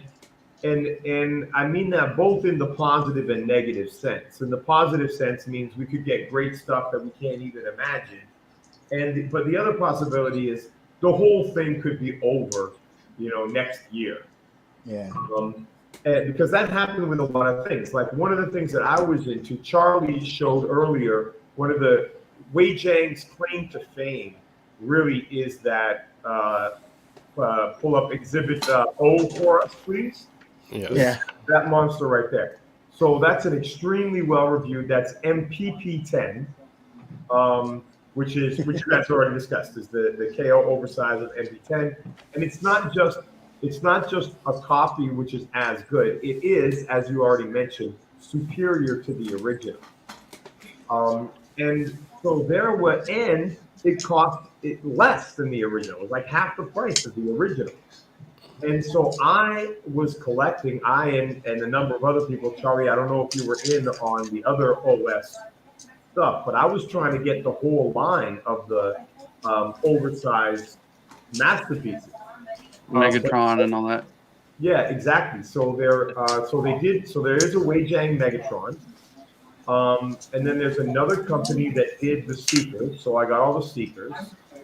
And then who else? Who else is there? I can't remember off the top of my head now, but I've shown it on the show before. You know, when I've gone past my collection, I've shown it. But anyway, they did they upscaled the Takara Inferno, which was really awesome. So there's a upscale, and that was literally, you know, that Takara masterpiece was $150 US dollars. Inferno masterpiece Inferno. The Wei Jiang copy of that was like $60 or $70. And it's bigger and better. So like, no wonder Takara shut these motherfuckers down. Wow. They were eating their lunch. I mean, do you have any commentary on the bizarre scenario of one of the Wei Jiang guys giving the designer one and then the crackdown happening immediately after? So I heard you tell that story. I hadn't heard that story. And I wonder, like, is that actually in the article that you referenced? That is not in the article there. Okay. So I wonder how much of that is urban legend, or how much of it's real. But it's entirely possible. There was photos with this story, so like I would need to dig it up, but there was photographic evidence of this happening. Okay. I still, it still would be like, maybe that's how they found Wei Jiang or whatever. Mm-hmm. But it still seems kind of like not likely that the reason why this lawsuit happened, all these people got arrested, is because the guy gave them a present, right? Because millions of dollars are at stake here, right? Mm-hmm. Like Wei Jiang was a multi-million-dollar company selling a lot of figures, and it's too bad because Wei Jiang did some of the best stuff, and they did do original stuff as well. They didn't like. One of the best things that they did was they did a Wei Jiang third party Omega Supreme, and that Omega Supreme competes with the Fans Toys one and with the DX9 one. Now, when they originally came out, people were going for the bigger name third party companies. So I got the Fans Toys one. A lot of people went with DX9. But since Wei Jiang and those ones were $300 and $400, whereas the Wei Jiang one was $180. But once Wei Jiang went out of business, now that Omega Supreme, you can't buy it, right? It goes for $400, $600, or whatever. Yeah, I was going to say, go ahead. They had autobots out too that they made, and they look like Goldbug and all them. They combine. And I was like, man, I think that's Toy World. Is that Toy Was World? it Toy World? I don't know. No, yeah, it might have been Toy World. Or they may both. They may both have done sets, because I'm not sure. Yeah. I know which set you're talking about, though. I remember it. Yeah. It might have been Toy World now. Yeah, but they did do a bunch of good things. They did the they didn't do the combiners. They didn't do the anyway, it doesn't matter. Here, but the point I was making about the change, the way that the landscape changes, is the oversized form factor, the oversized scale doesn't exist anymore. Like they're not making any figures in that scale anymore, and that was bang for your buck. And now, like third party has shifted to primarily these little motherfuckers. And what Charlie is saying is we're starting to pay more and more for these, right? Like, so you guys know I'm a third party guy, but I'm into third party masterpiece. Yeah. And then I started collecting the legend stuff only because it was cheap. Like Mechanic Studios, which is also Mech Fans Toys, they're doing KOs of all the DX9 stuff, and they were selling the Legends figures for like $20, $25, and they look pretty good. So I started collecting those just when there wasn't a new Masterpiece figure coming out that month. And then, of course, I got sucked into it, and then Magic Square and New Age came out, and I see Charlie laughing and smiling, and I've been watching him. I've been watching him since last week. Look at his collection. I see, he's gone through a lot of the same travels that I have. First hit's free. So Magic Square came out, and then New Age came out, and then these new like I love this New Age Megatron, but we're paying Masterpiece level prices for some of these figures now for the New Age Optimus, the New Age Jetfire that we talked about. The Grimlock looks amazing, but it's $70-$80. Yeah, That's literally what Masterpiece Grimlock was when it first came out at Toys R Us. All third party seems to be either ludicrously cheap or ludicrously expensive. No middle ground ever. Yeah, I think that's accurate. I think that's fair.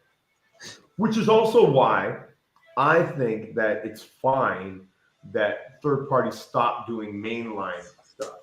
Because they did a lot of great figures that go with your mainline, but you're paying third-party prices for that, right? So any of those figures that were designed to go with your mainline were easily double the cost of the mainline figure they were standing next to, or at least 50% more. The thing that I always forget is Mastermind Creations is technically still in the game of doing mainline scaled stuff. They're like the big exception. Though even their stuff's a little bit bigger. Arguably, it depends what you want to consider. Like, arguably, TFC, those combiners that they're making, that's the old Masterpiece scale, but they don't match the new Masterpiece scale.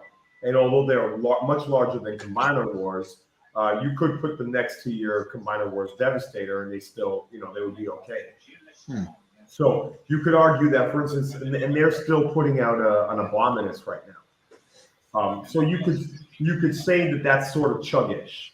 It's definitely chug aesthetic hues. Chuggy. Chuggish, ruggish to the bone. Yeah. Yeah, I was going to say, like, it'll be really interesting when the official Legacy Tarn comes out to compare it to the old Mastermind Creations one, which I don't have anymore, but I handled, and it was the exact same size as I think this one's going to be. Yeah, are they the same size? Well, the new one's a Voyager. I mean, I had it at one point. I was loaned it for a write-up, and it was more or less the size of a then current Thrilling 30 Voyager. So, if they're not the same size, they're like 9 inches. Yeah. Okay. Wait, Voyager or Leader? One of these guys, modern Voyagers. Okay. So the MMC one, So the MMC one was, to your point, it was scaled for mainline anyway. It wasn't a massive scale. Okay. So it would be interesting to compare that in the Legacy one to see. I'll be really shocked. Like I've heard you saying, both of you guys, Calvin and Anthony, saying that you think that tone looks really good. But I think when they're held, we'll see people doing comparisons next to each other. I think that the MMC one will be hands down way better. Yeah. But we'll see. Maybe Calvin. Maybe I'll be surprised. Yeah, buy them all. Importantly, the Legacy one will be the one I actually have, so that's a very important distinction. So Charlie, are you strictly third party, or do you also have a whole mainline collection? Me, I got a mixture of stuff. Like I picked up Optimus Prime and a couple like Optimus Primes, but usually it's like, especially the Optimus Prime trailer, I was just kind of like, really? You're a trailer Come guy. on. Oh no, you're not a trailer guy. And I mean, I didn't like that trailer on that because it was so small and everything compared to the Optimus Prime, and it just Oh, kind of like, you're talking about the mainline one, the mainline. yeah, the main line. Yeah. Yep. Yeah. So what you're saying is occasionally you'll get a mainline figure, but most Yep. of what you have in your collection is third party. Yeah. Ever since I went down that road, it's like there's no turning back. Yeah, totally. It's just the mainline stuff. Just Yeah. And it's probably, I mean, good stuff at that point. yeah. Even the Legend stuff is like, Yeah. is far better than. I hate that the prices are going up. It's like I remember buying this little thing is like $25. I'm Yeah. like, but the quality is impeccable. Which one you got there? Is that Magic Square? Yeah, Magic Square Huffer, Yeah. Yeah. and I got the the factory ones on the way. Yep. I've got the. I went with New Age for Huffer. I haven't got that one yet. He's really tiny. Oh. Yeah. Oh wow. I didn't even know they made one. It's kind of an What's that? I was going to say, it's kind of an argument to me that the reason that they shifted away from mainline is because mainline is really, really good at filling in gaps in collections now, and so their original position as a gap filler is a bit redundant. Whereas when you do Masterpiece and Legends, both of those things officially have a lot more holes in them. Absolutely, and that was totally different, right? So there you are. That's third party responding to the the first party landscape. First party being Hashtag, right? Yeah. So they were really being very picking and choosing with the G1 characters that they did prior to Siege, right? Mm-hmm. Prior to Siege, it was you just get to try to get a season 1 and 2 cast together. You're picking and choosing from a bunch of aesthetics that don't really match, right? And so that's why, to your point, there was a market for third party to fill that. But after they did the warforcybertron trilogy, or during the warforcybertron trilogy, they started to fill all those gaps, and then it just there's just not the space for a third party to compete. Mm-hmm. I'm just thinking about mainline hubcap, Ocular Max hubcap, because they haven't done a masterpiece of him, so third party has to fill that specific slot. There will be a masterpiece because we've seen the cliff jumper, as you mentioned. Yeah, and I'll be interested to do that comparison. But until that exists, because when are they going to release that? It's been forever. Until that happens, I got this guy. They're coming out of the cliff jumper like March or April or something of next year. So Charlie, you have Fans Toys Phoenix, I assume? No, I don't. Oh, you don't. Okay. So then you're going in on the Takara? Oh no, sorry, I do. I do have Fans Toys Phoenix. I'm debating on getting that masterpiece Skyfire. I don't like the looks of them, and some of the, I like the quality that is coming from Takara lately. I'm just kind of like, ever since Hound. Yeah. Yeah. So it's just Fans Toys, just like die cast and everything. It's gonna be hard to beat. Yeah. Yeah, I hear you. So another thing about third party is initially when it started out with Masterpiece. Let's talk about Masterpiece now, right? Yeah. So as you discussed, it was filling gaps because Hasbro, Takara, they're just coming out with a few figures every year, a handful of figures every year, and they're randomly from different seasons, right? A couple guys from season 1, a couple guys from season 3, just random. And so a lot of space for the third parties to come in and start filling in those characters. And it still is the case today that Hasbro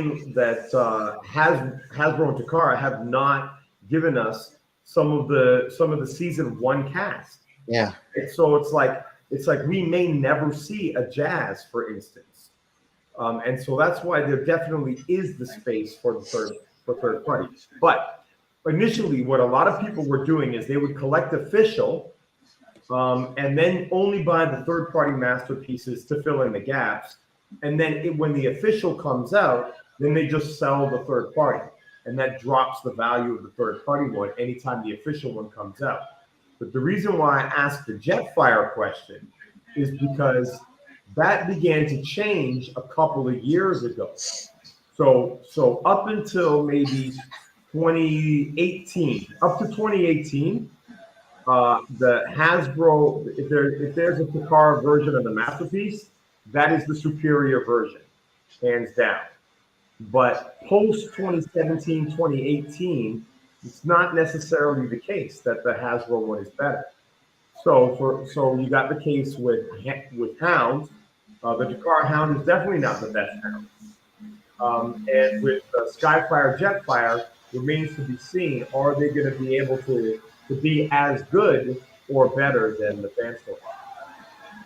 Yes, my Magic Square Optimus doing everything I want out of the official one, except he's much simpler and cheaper.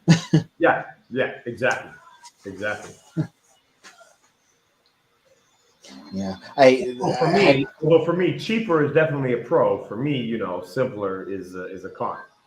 Well, and some of the third-party stuff, in my opinion, is cheaper than like the new Masterpiece stuff, and then you're not getting some of the quality that you get. And I mean, they don't have to pay for the license to make that figure, but I mean, I don't know. It just like they'll probably never make a Jazz because that whole I guess the Germans and everything, they don't want their name on a war figure, so that hurt value. See, now they relented on the Volkswagen eventually because they made Bumblebee the star of a movie franchise. If they'd pushed Jazz as hard and hadn't killed him in the first movie, maybe we'd have a licensed Masterpiece Jazz now for the same reason. They should just make a spin-off Jazz movie, but make it like a cool Jazz, like actual cool Jazz. Like, hey, you want to give us the Porsche license now? Yeah, VW gave in. Yeah. That'd be cool. What happened to Spin? He seems to be operating behind the scenes still based on the zoom ins and zoom outs that have happened. All right. His silent hands are manipulating things. Yeah. Puppeteering. Yeah, what was I going to say? Yeah. I think about Masterpiece 3.0 Optimus and how I know one of the steps is that they specifically have to invert his chest windows to a different set because the animation model that they're being slavishly loyal to has the windows be a very slightly different shape. And how neither one of the Magic Squares, old or new, bothers with that step because they're like, we don't need that level of complication. So that's like the split to me there. That's like how much trouble are you willing to go through in the name of minuscule amounts of accuracy versus like a degree of simplicity. I hear you. Yeah, it's just that step's always like the smoking gun in my head of what goals they're trying to accomplish. So listen, guys, on a more serious note, some of our fans have been neglected in the live stream so far. Apparently, girls18.xyz wants you to find love here. That's why she's been blocked.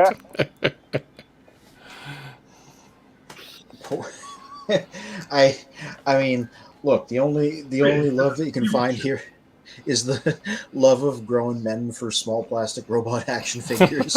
That's okay. That's all right. Oh, and is this going to be our look at the? Is this going to be our look at? Oh, those lovely dollar store KOs that are just such a good idea. I was like, why have they not done this officially? Okay, let's see a full screen. Let's see if I can. There we go. So a dart gun. Yeah, a transforming dart gun. Actually, can you can still hear me? Okay. Yeah. Okay, cool. Yeah, so I was in a Dollarama like a couple weeks ago and saw a series of transforming guns. So between this purple one, let's see, a brown one, and a green one. And I'm like, seeing like this three set, automatically I thought, what are the chances like we're 20 years ahead of like another Diaclone three set that's come out that, we now saw that we got Megatron from. Right, right. I was just like, Hasbro owns Nerf. Why have they not done this officially? Yeah, so Oh, I they're figured, probably listening. Yeah. It'll be Yes. $100 or $800 figure. No, they're not listening. They put the fans last. All right. Well, I have a suggestion. I think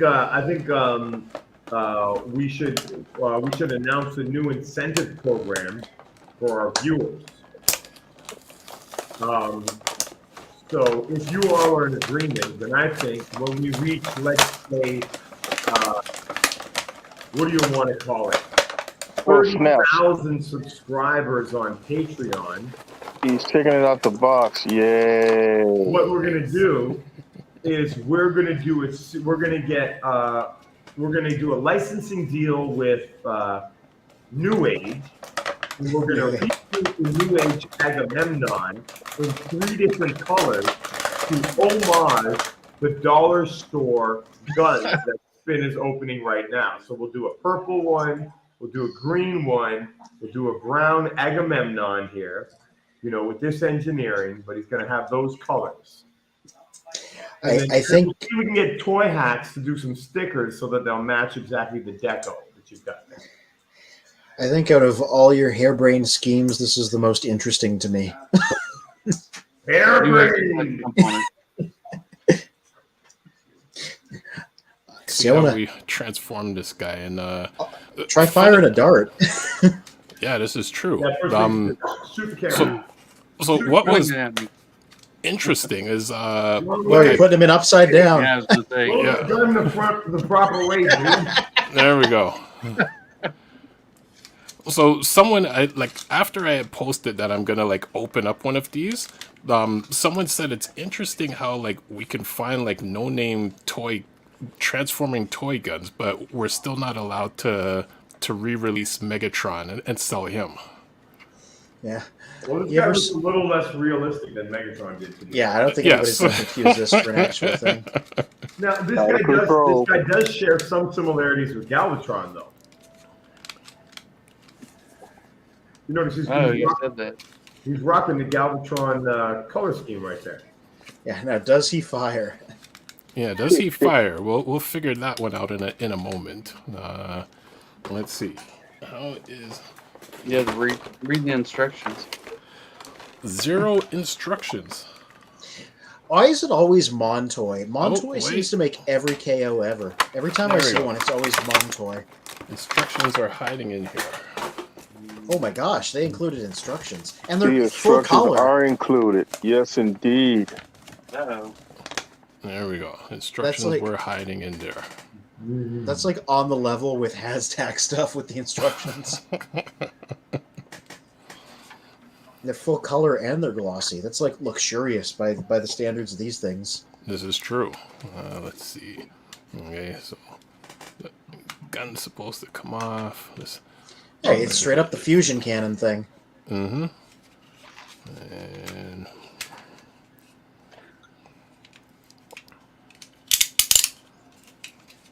Oh, that's some ratchety ratchets. yep. Let's see what else.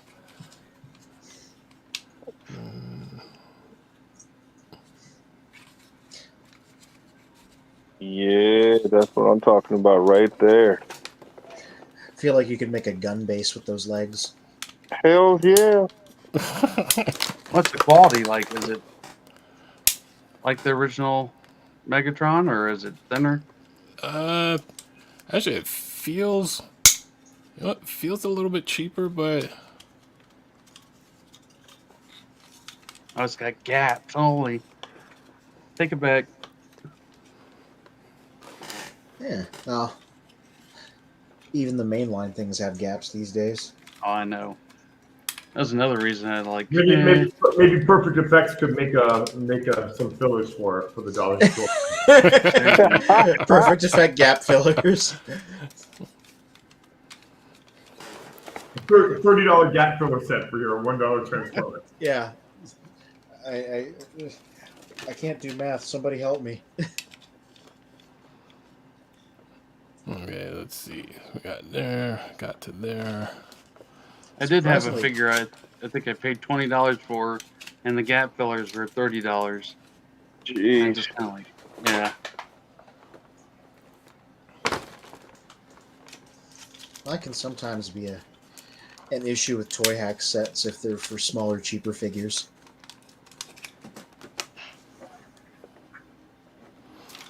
Okay. Is that small enough?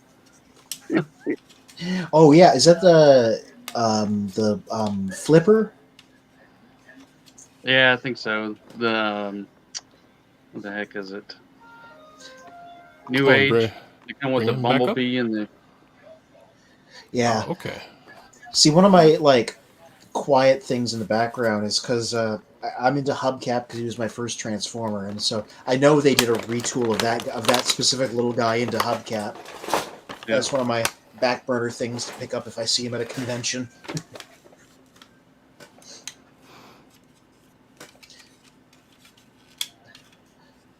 How's the struggle going? Yeah, it's a struggle. There's a step that I've oh, interesting. Like this part's kind of spring loaded, which I guess It's for the gun, I suppose. yeah, it's part of the gun. Oh, there's a New Age Herbie Oh, that's squeak. and Vanishing Point. Oh yeah, Herbie and Vanishing Point. Yeah, that's the 2-pack.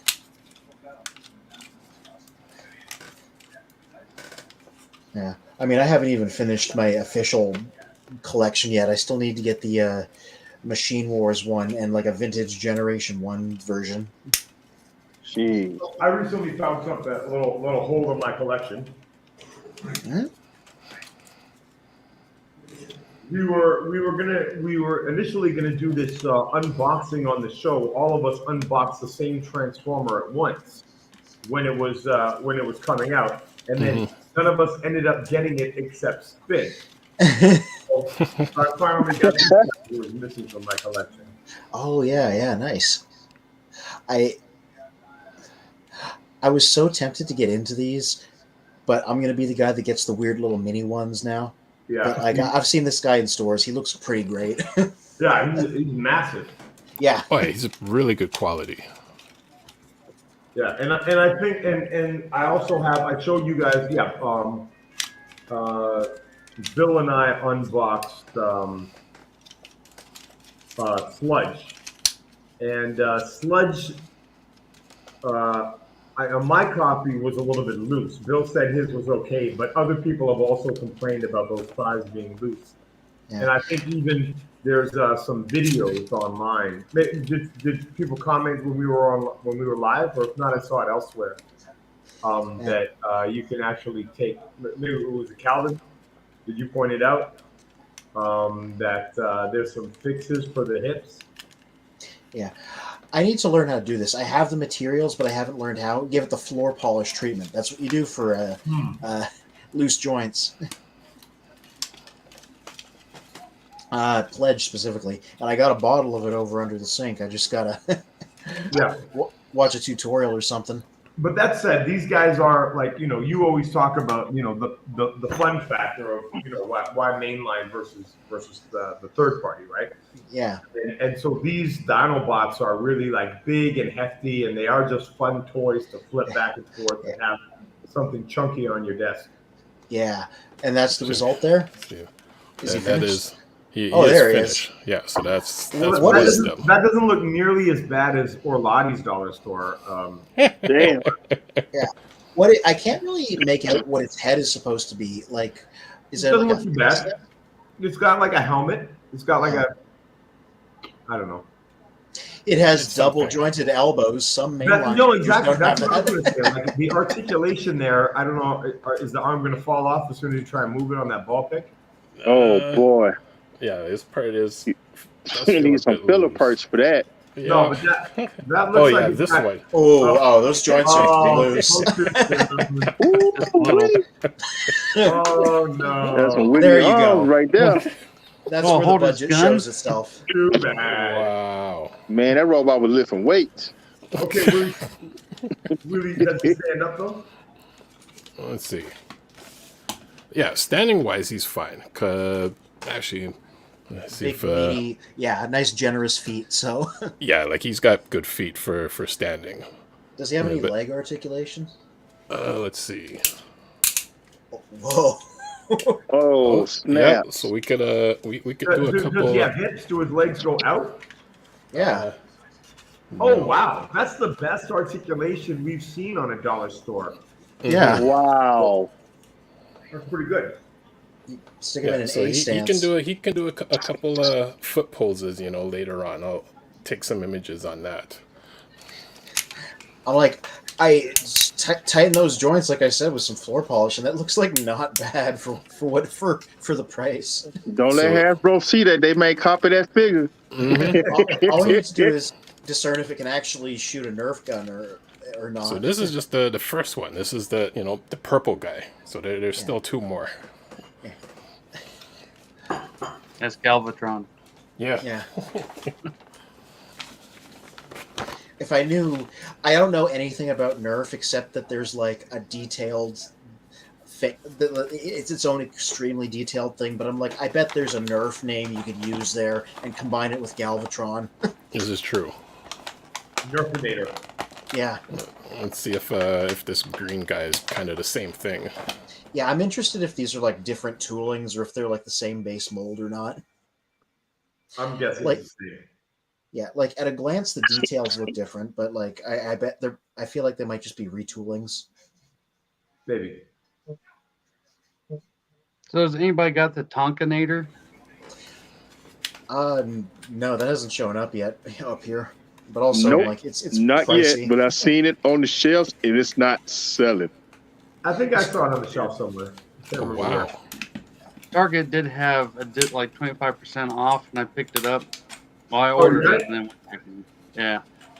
So keep your eye, because they are having discounts every now and then. So, is it? Oh, it's like $200 in Canada, right? It's $100 in the US.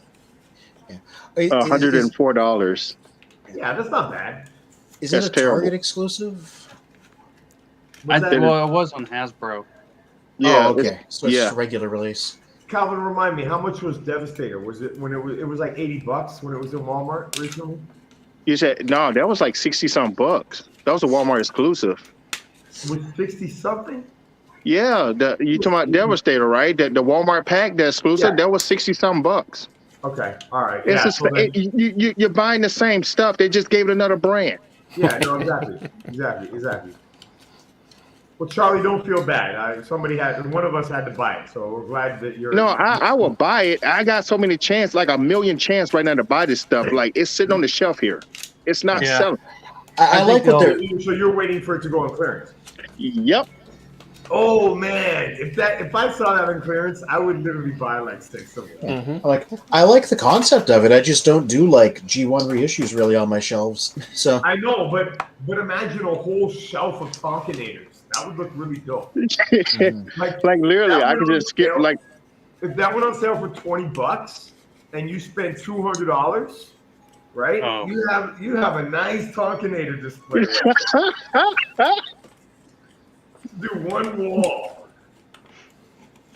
no, I think it's gonna drop down to like probably like 60 or 80 Yeah. bucks or something. For sure to get down to 80. But I Is think that like- it might even go cheaper if there's a lot of them. Yeah, because there's probably like 6 or 7 of them at my Target, and after I like went back and told them, I was like, "Can I get the discount?" And it was down to 80, and I was like, "Well, I can deal with Yeah, that." That's good. Yeah, but Well, I haven't. I think those will, because a lot of the G1 reissues got clearance stuff. yeah, I got my reissue Optimus for like $15. Yeah. Nice. Can't beat that. Yeah, even Hasbro Pulse got a sale right now. You got to put in the promo code, I think Holiday 25, and it's like 25% off for the premium, and then for regular it's like 20. Cool. Because they had the Starscream and what was it, Hot Rod? Oh, I got the notice today that Hot Rod's going to be coming in sometime this week. I'm just salivating. You talking about which one? Which Hot Rod? You talking about the Kingdom one? I'm talking about the Generation 1 version in his film accurate colors for the first time ever. AKA his prototype colors, because he was originally supposed to be pink as well, like in the film. That's coming in. I'm like, ooh. That's kind of oh, here we go. Hey, look, he's on Walmart website. Yeah, this one, he's really dollar store-ish. Actually, let me go into the other color. You can't see him because he's green. Yeah. I'll call him John Cena-tron. Yeah, you can't show us that camera screen here. That's not working out. That's not that. There we go. Wow. Okay. So is this looks like it's a different tooling. Like they didn't it's a whole new mold. Yeah, like the feet are just kind of like what kind of feet are those? You can unfold the clown shoes. You got some bird claws. Look at those bird claws, man. Yeah. No, like, hold on. What Let's see the face. Let's see the face. I think that's the issue is more the face. You're showing us the crotch. Yeah, his face is a screw. Like it literally looks like that's a screw in the middle of his nose. Shockwave's relative. Yeah. It is interesting though that's like a totally different tooling. It's not like a repaint or a retool of the other one. Absolutely. Yeah, and considering like what they were showing of him for the image. Totally different. Yeah. Wait, look at the chest. Now let's see the chest on yours. Like where's that piece? No, he's literally missing. Oh no. Yeah. Like it's either well, you know they always say, right? When you're missing something, you're missing one. Product and colors may vary. What? Right. What are you gonna? Did I lose connection? No. Now you're back. You're back. I was alone for a moment. Yeah. Okay, so it's time for the third and final one. Can you check if it can like actually fire a shot? Because I'm like really curious about that. Yeah, let's see if I can do that before I transform this one. Yeah, they're all called fighter. Yeah, that one kind of looks like I don't know if you can see it. The bears from the I can't like see the it bears from Thundercats. Ooh. Like those robot bears. Robo Bears. Yeah. Yes, the burbles. Yeah. Burbles. Hey, the burbles are cool, man. I do not know much of anything about Thundercats, so I'll have to take your word for it. Oh no. I'm sure you can do the burble voice convincingly. It's similar to the sea spray voice. That's why I think Spin can do it. Oh dear! Don't start me with the sea spray voice. Maybe I'll do the rest of the show on sea spray. So yeah, to let you guys know that next year we getting a 86 series Ratchet. Mm-hmm. So just keep that in mind that we are getting one. The obvious Ironhide retool. Yep.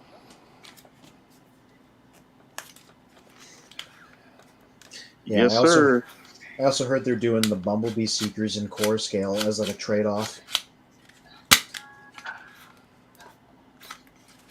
And core scale? Yeah.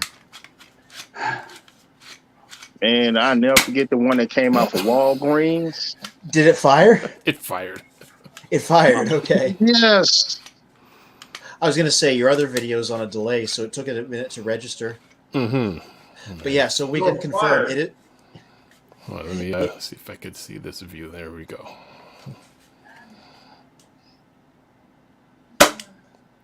Well, we heard it. That's very powerful. Yeah, there we go. There Very we go. powerful. Okay, so like that is a big point in its favor. The fact that it is actually a working Nerf gun. Fact that it Right. goes This is true. bang.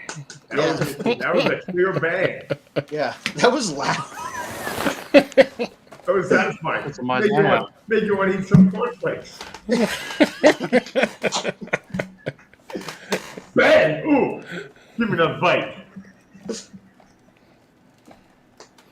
All right, see if I can get that camera back into place. So just to be clear, you literally found these at a dollar store, right? Yeah, like in the east end of Toronto, just passing through the dollar store, and I've just gotten into the habit of like seeing what transformer things they have, and I saw the three of them. I'm like, let me just pick them up. Yeah. Same way you go there, you get your knockoff cornflakes, you get your knockoff transformers. You're all good.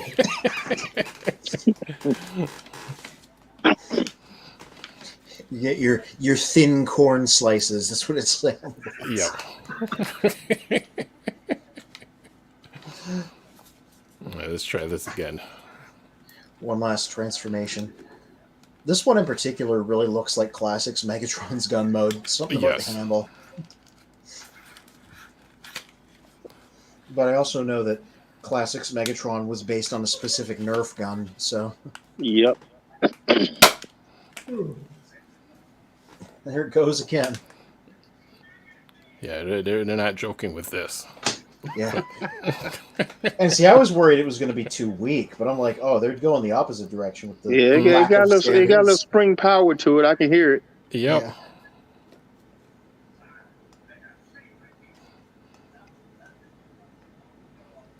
Okay, let me fix this. for a Spring loaded second. action fun. That's all amounts to most.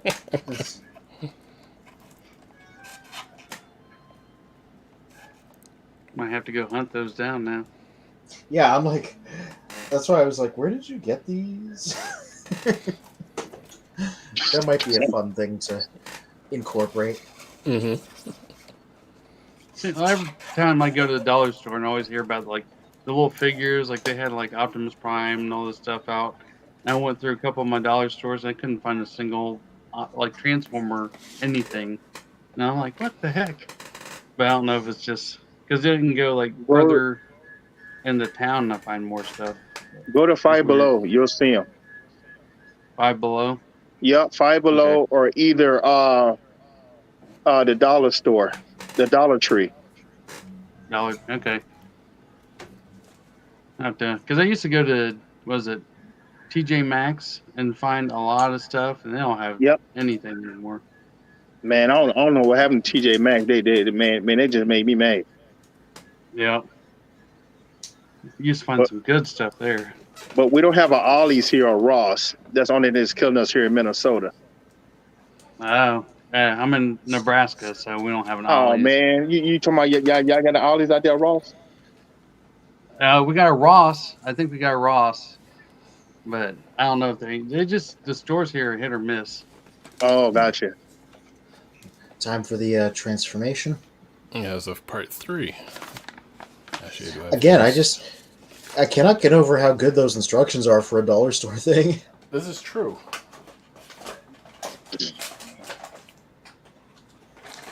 Actually, was that the third one?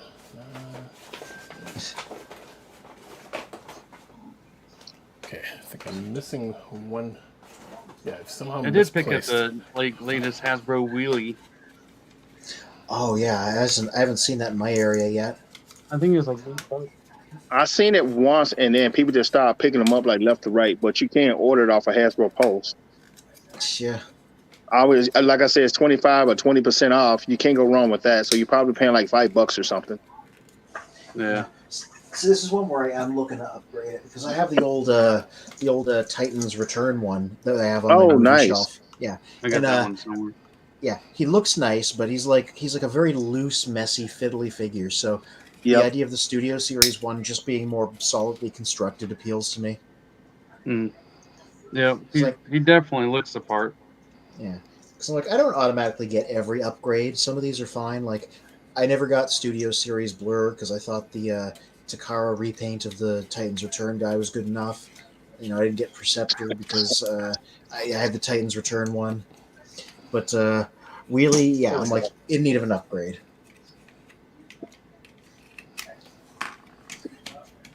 Stuff just coming off.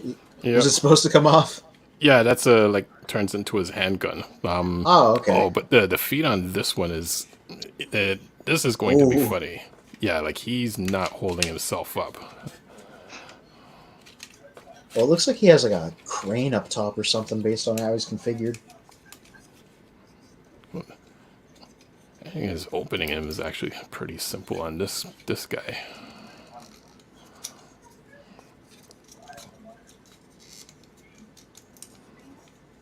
Okay, and then his hands kind of slide out.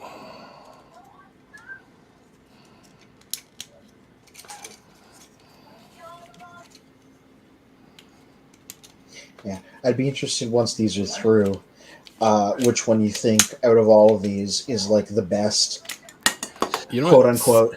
So far, I think the first one. Even with its loose arms. Yeah, Oh. I wish they can combine together to make one dude. That'd be sweet. like that would be cool.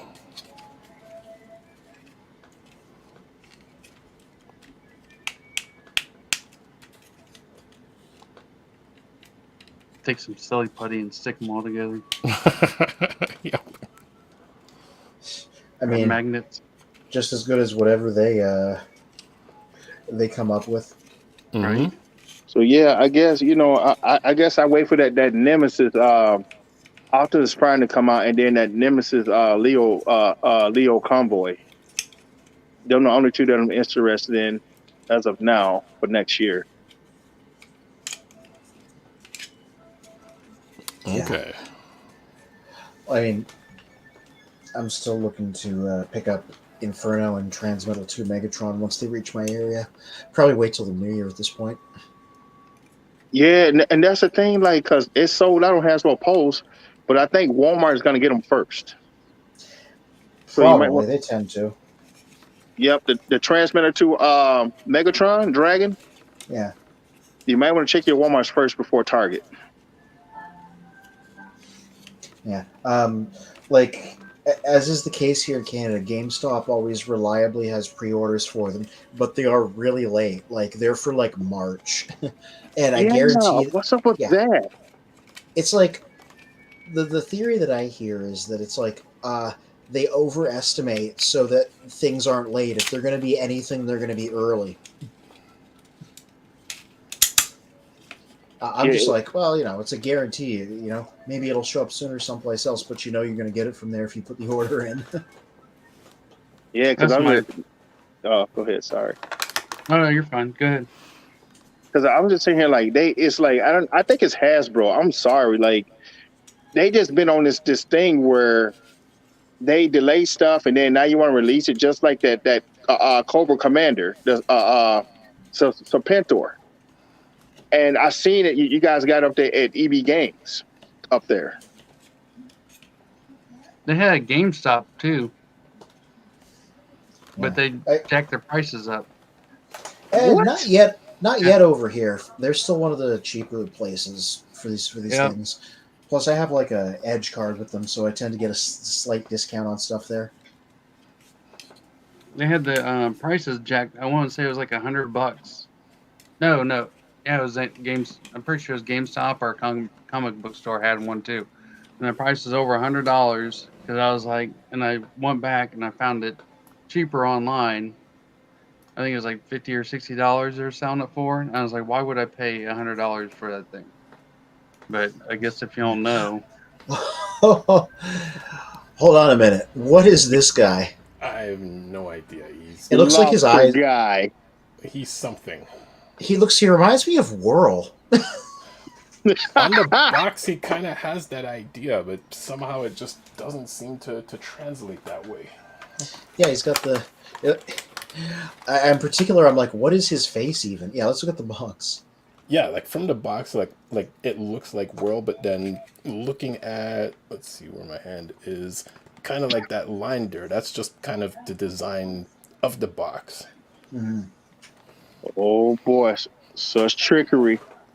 Yeah, so that first one I think is the best out of all of them. Yeah. Like his feet are just kind of Oh, he got them bird feet. Oh, Yeah, like boy. literally they bend back a little bit like birds' Look at feet. those bird feet. He can perch up on something. Oh, boy. yep. It's a rise of a beast star waiting to happen. Yeah, I mean, yeah. What if this is really extremely stealthy Rise of the Beasts marketing, and these guys are going to be in the movie? I'm out.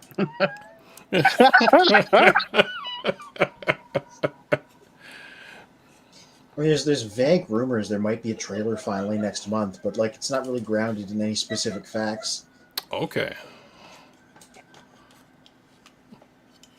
It'd be perfect for the new year or the holiday season to start pushing the sales towards the toys in the movie. Yeah. I mean, I wouldn't expect to realistically see any of these things actually out until like next year, but I'd be surprised. Mm-hmm. Yeah, this he's not really for standing. The first one has like all the feet poses. Yeah. It seems like they made one great one and two kind of mid ones. Wow. So, and it was that first one. He'll be the Megatron out of the crew. Yeah. Yes, it's like, okay, so that first one was like Galvatron because of his colors. This one was Whirl because of how he's shaped. But who was the middle one? Let's see.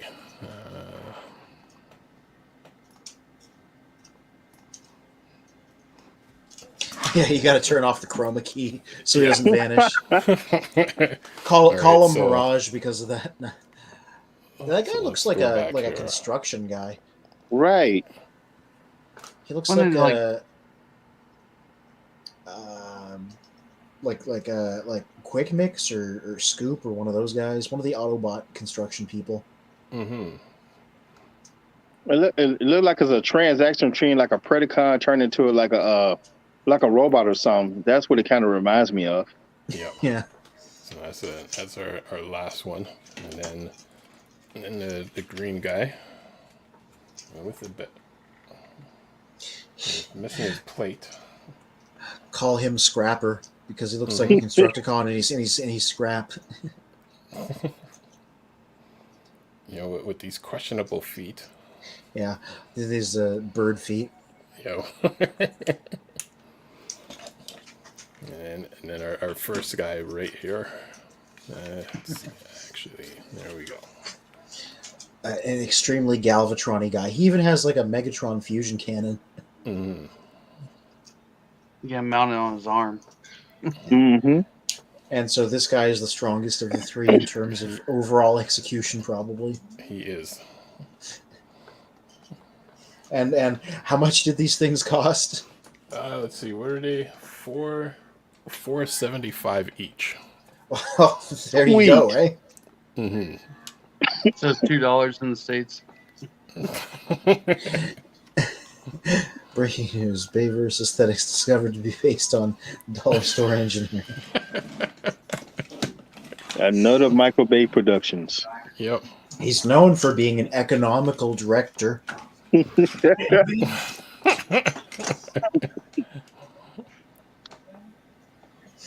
Ugh. See, now I want to track some of these down and see if I can find something along those lines.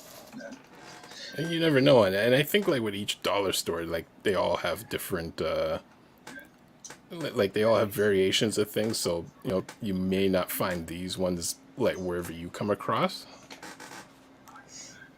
Yeah. Last time I was at one, I just saw tiny spy changer sized things. I was like, "There's nothing to this.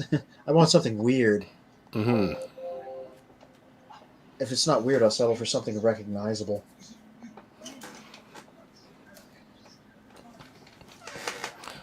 Well, I'd say before it's 10:30, so before we wrap up our episode of the stream, for anyone joining in, do you think there's anything third-party wise that's a third Oh, party? sweet, a vicious bobcat. Sweet.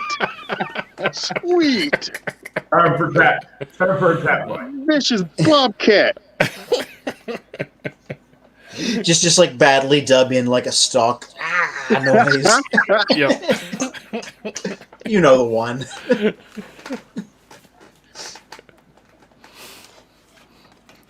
So anything Closing arguments. that you would teach or inform someone in terms of third party that they may or may not know, or I guess that they wouldn't know. I'd say don't buy anything blind. Look it all up first. Watch video reviews. Read multiple comments, because it can be good, but it's buyer beware. That's my main thing for people to know. Make sure you buy for somebody they'll if you find something broken, will either refund you or help you get the replacement part or whatever. Yeah, look up the customer service track record. Yeah. My advice is buy low, sell high. Dang. Well, all thing I gotta say, if they really want my money, my precious dollars, I'm Mr. Burns. Sorry. If they can give me a third-party Dinobot and give me a third-party Transmetal 2 Dinobot, now you have my answer and you have my time and my glorious cash. That's all I gotta say. Glorious cash. Masterpiece Transmetal 2 Dinobot. Yeah, Isn't there exactly. one in the work? Is there? The third party. What is the third party item that you are most looking forward to seeing? It could actually come to market. The Like Toys Metroplex, the 4-foot Metroplex that we mentioned. Is it the Fans Toys Fortress Maximus, or perhaps the Fans Toys Ultra Magnus that actually has the white Optimus Prime on the inside? What are you looking forward to in third party? I want to see the Fortress Maximus because I want to see if they actually pull this off, and I want to know who owns it, and I want to see how they live with this thing in their house. Yeah. I want to see somebody, I want to ask them about the logistics. Okay. What about you? You have a semi. Charlie, are you going to get that Metroplex? You have my you kind of have my vote on that one too. I'm going for the Ultra Magnus, but the Metroplex, I'm out. You're out on the Metroplex? Yeah. You're not going to squeeze him in there? Just so he can sit right beside you there. There's enough I know, right? space in the frame right beside you. I think my wife would shoot me at that. I'm like, why is a flatbed pickup truck coming up here? Oh, it's my Metroplex. That's just the arm of it. Look, just make sure when you customize your order, you make sure you get the bulletproof one. That way you can hide behind it when she tries to shoot you. Yeah. Right? Damn. Yep. I'll probably have to order 2 then. I mean, you could always say like he's a family member that you weren't that you just found out about.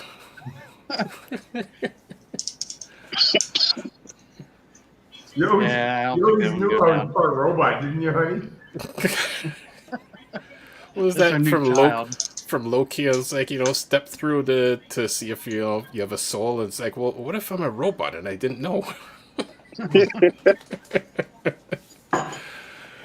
put my soul into this.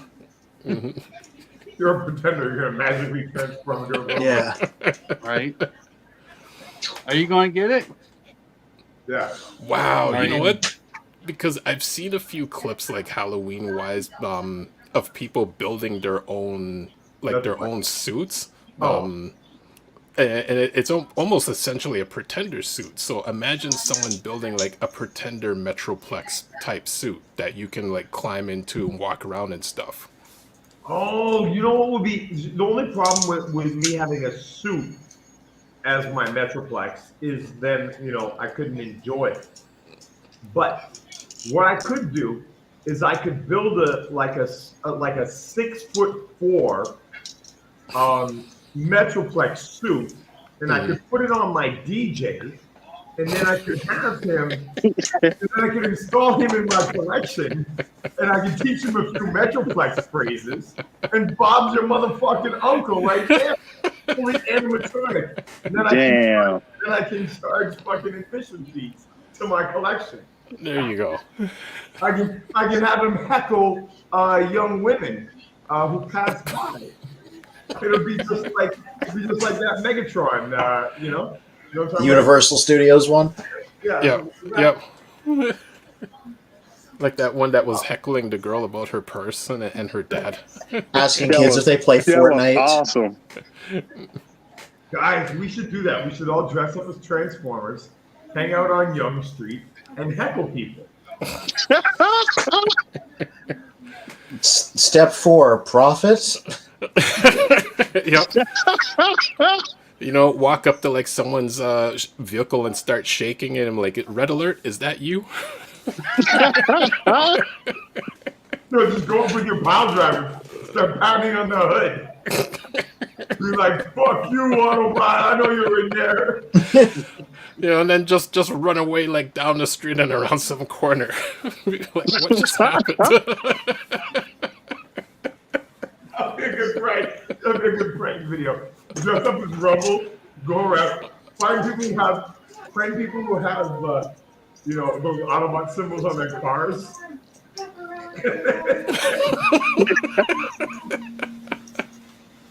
Wait till they come running out the store. The car alarm is going off. Wow. I think that's some viral juice right there.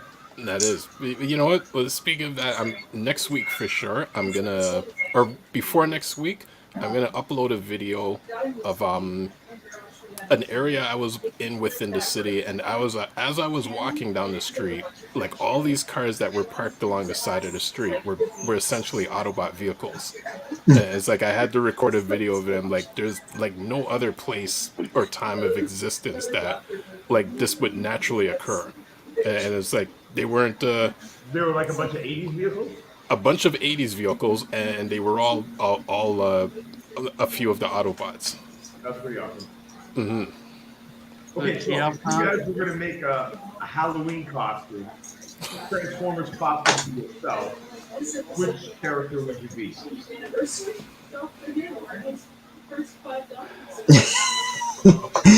I would specifically be Rodimus Prime because the tired face is me.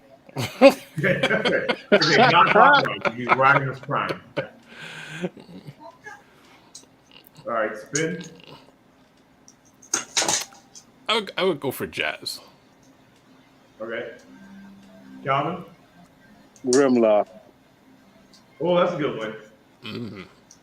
That's a good one. Fits your personality. You want to knock over everybody's collection all the time. Yeah. Makes sense. Charlie? Probably Blue Streak. Ooh. Oh, that's an interesting choice. How come Blue Streak? Yeah. I think he's one of my first Transformers. Right. Okay, nice. Nice. All right. I'll answer for Oladi since he's not here. I think we should make him Starscream. Get him some nice wings to just sit on his back, like you know how girls have their like butterfly wings that they put on, or their fairy wings. Mm-hmm. Have like his little shoulder things.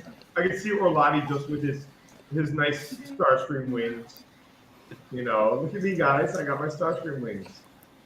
Wait, you didn't say what yours would be. No, because it's much more fun to make fun of Orlati's than to say what mine would be.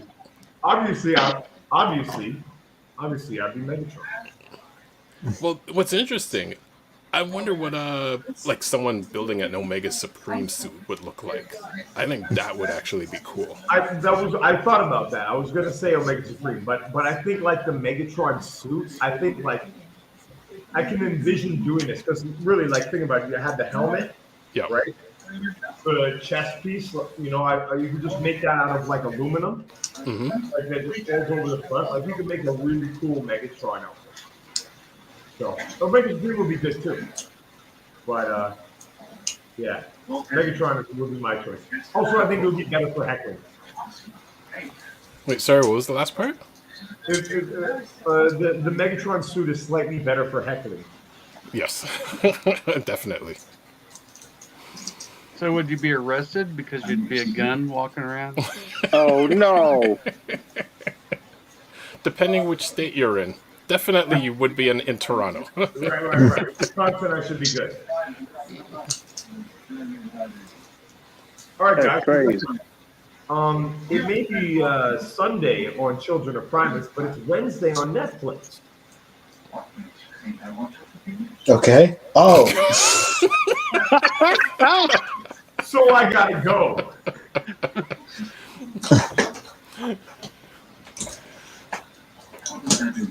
It was fun seeing you all, and I will see you all next week. Same Transformers time, same Transformers channel.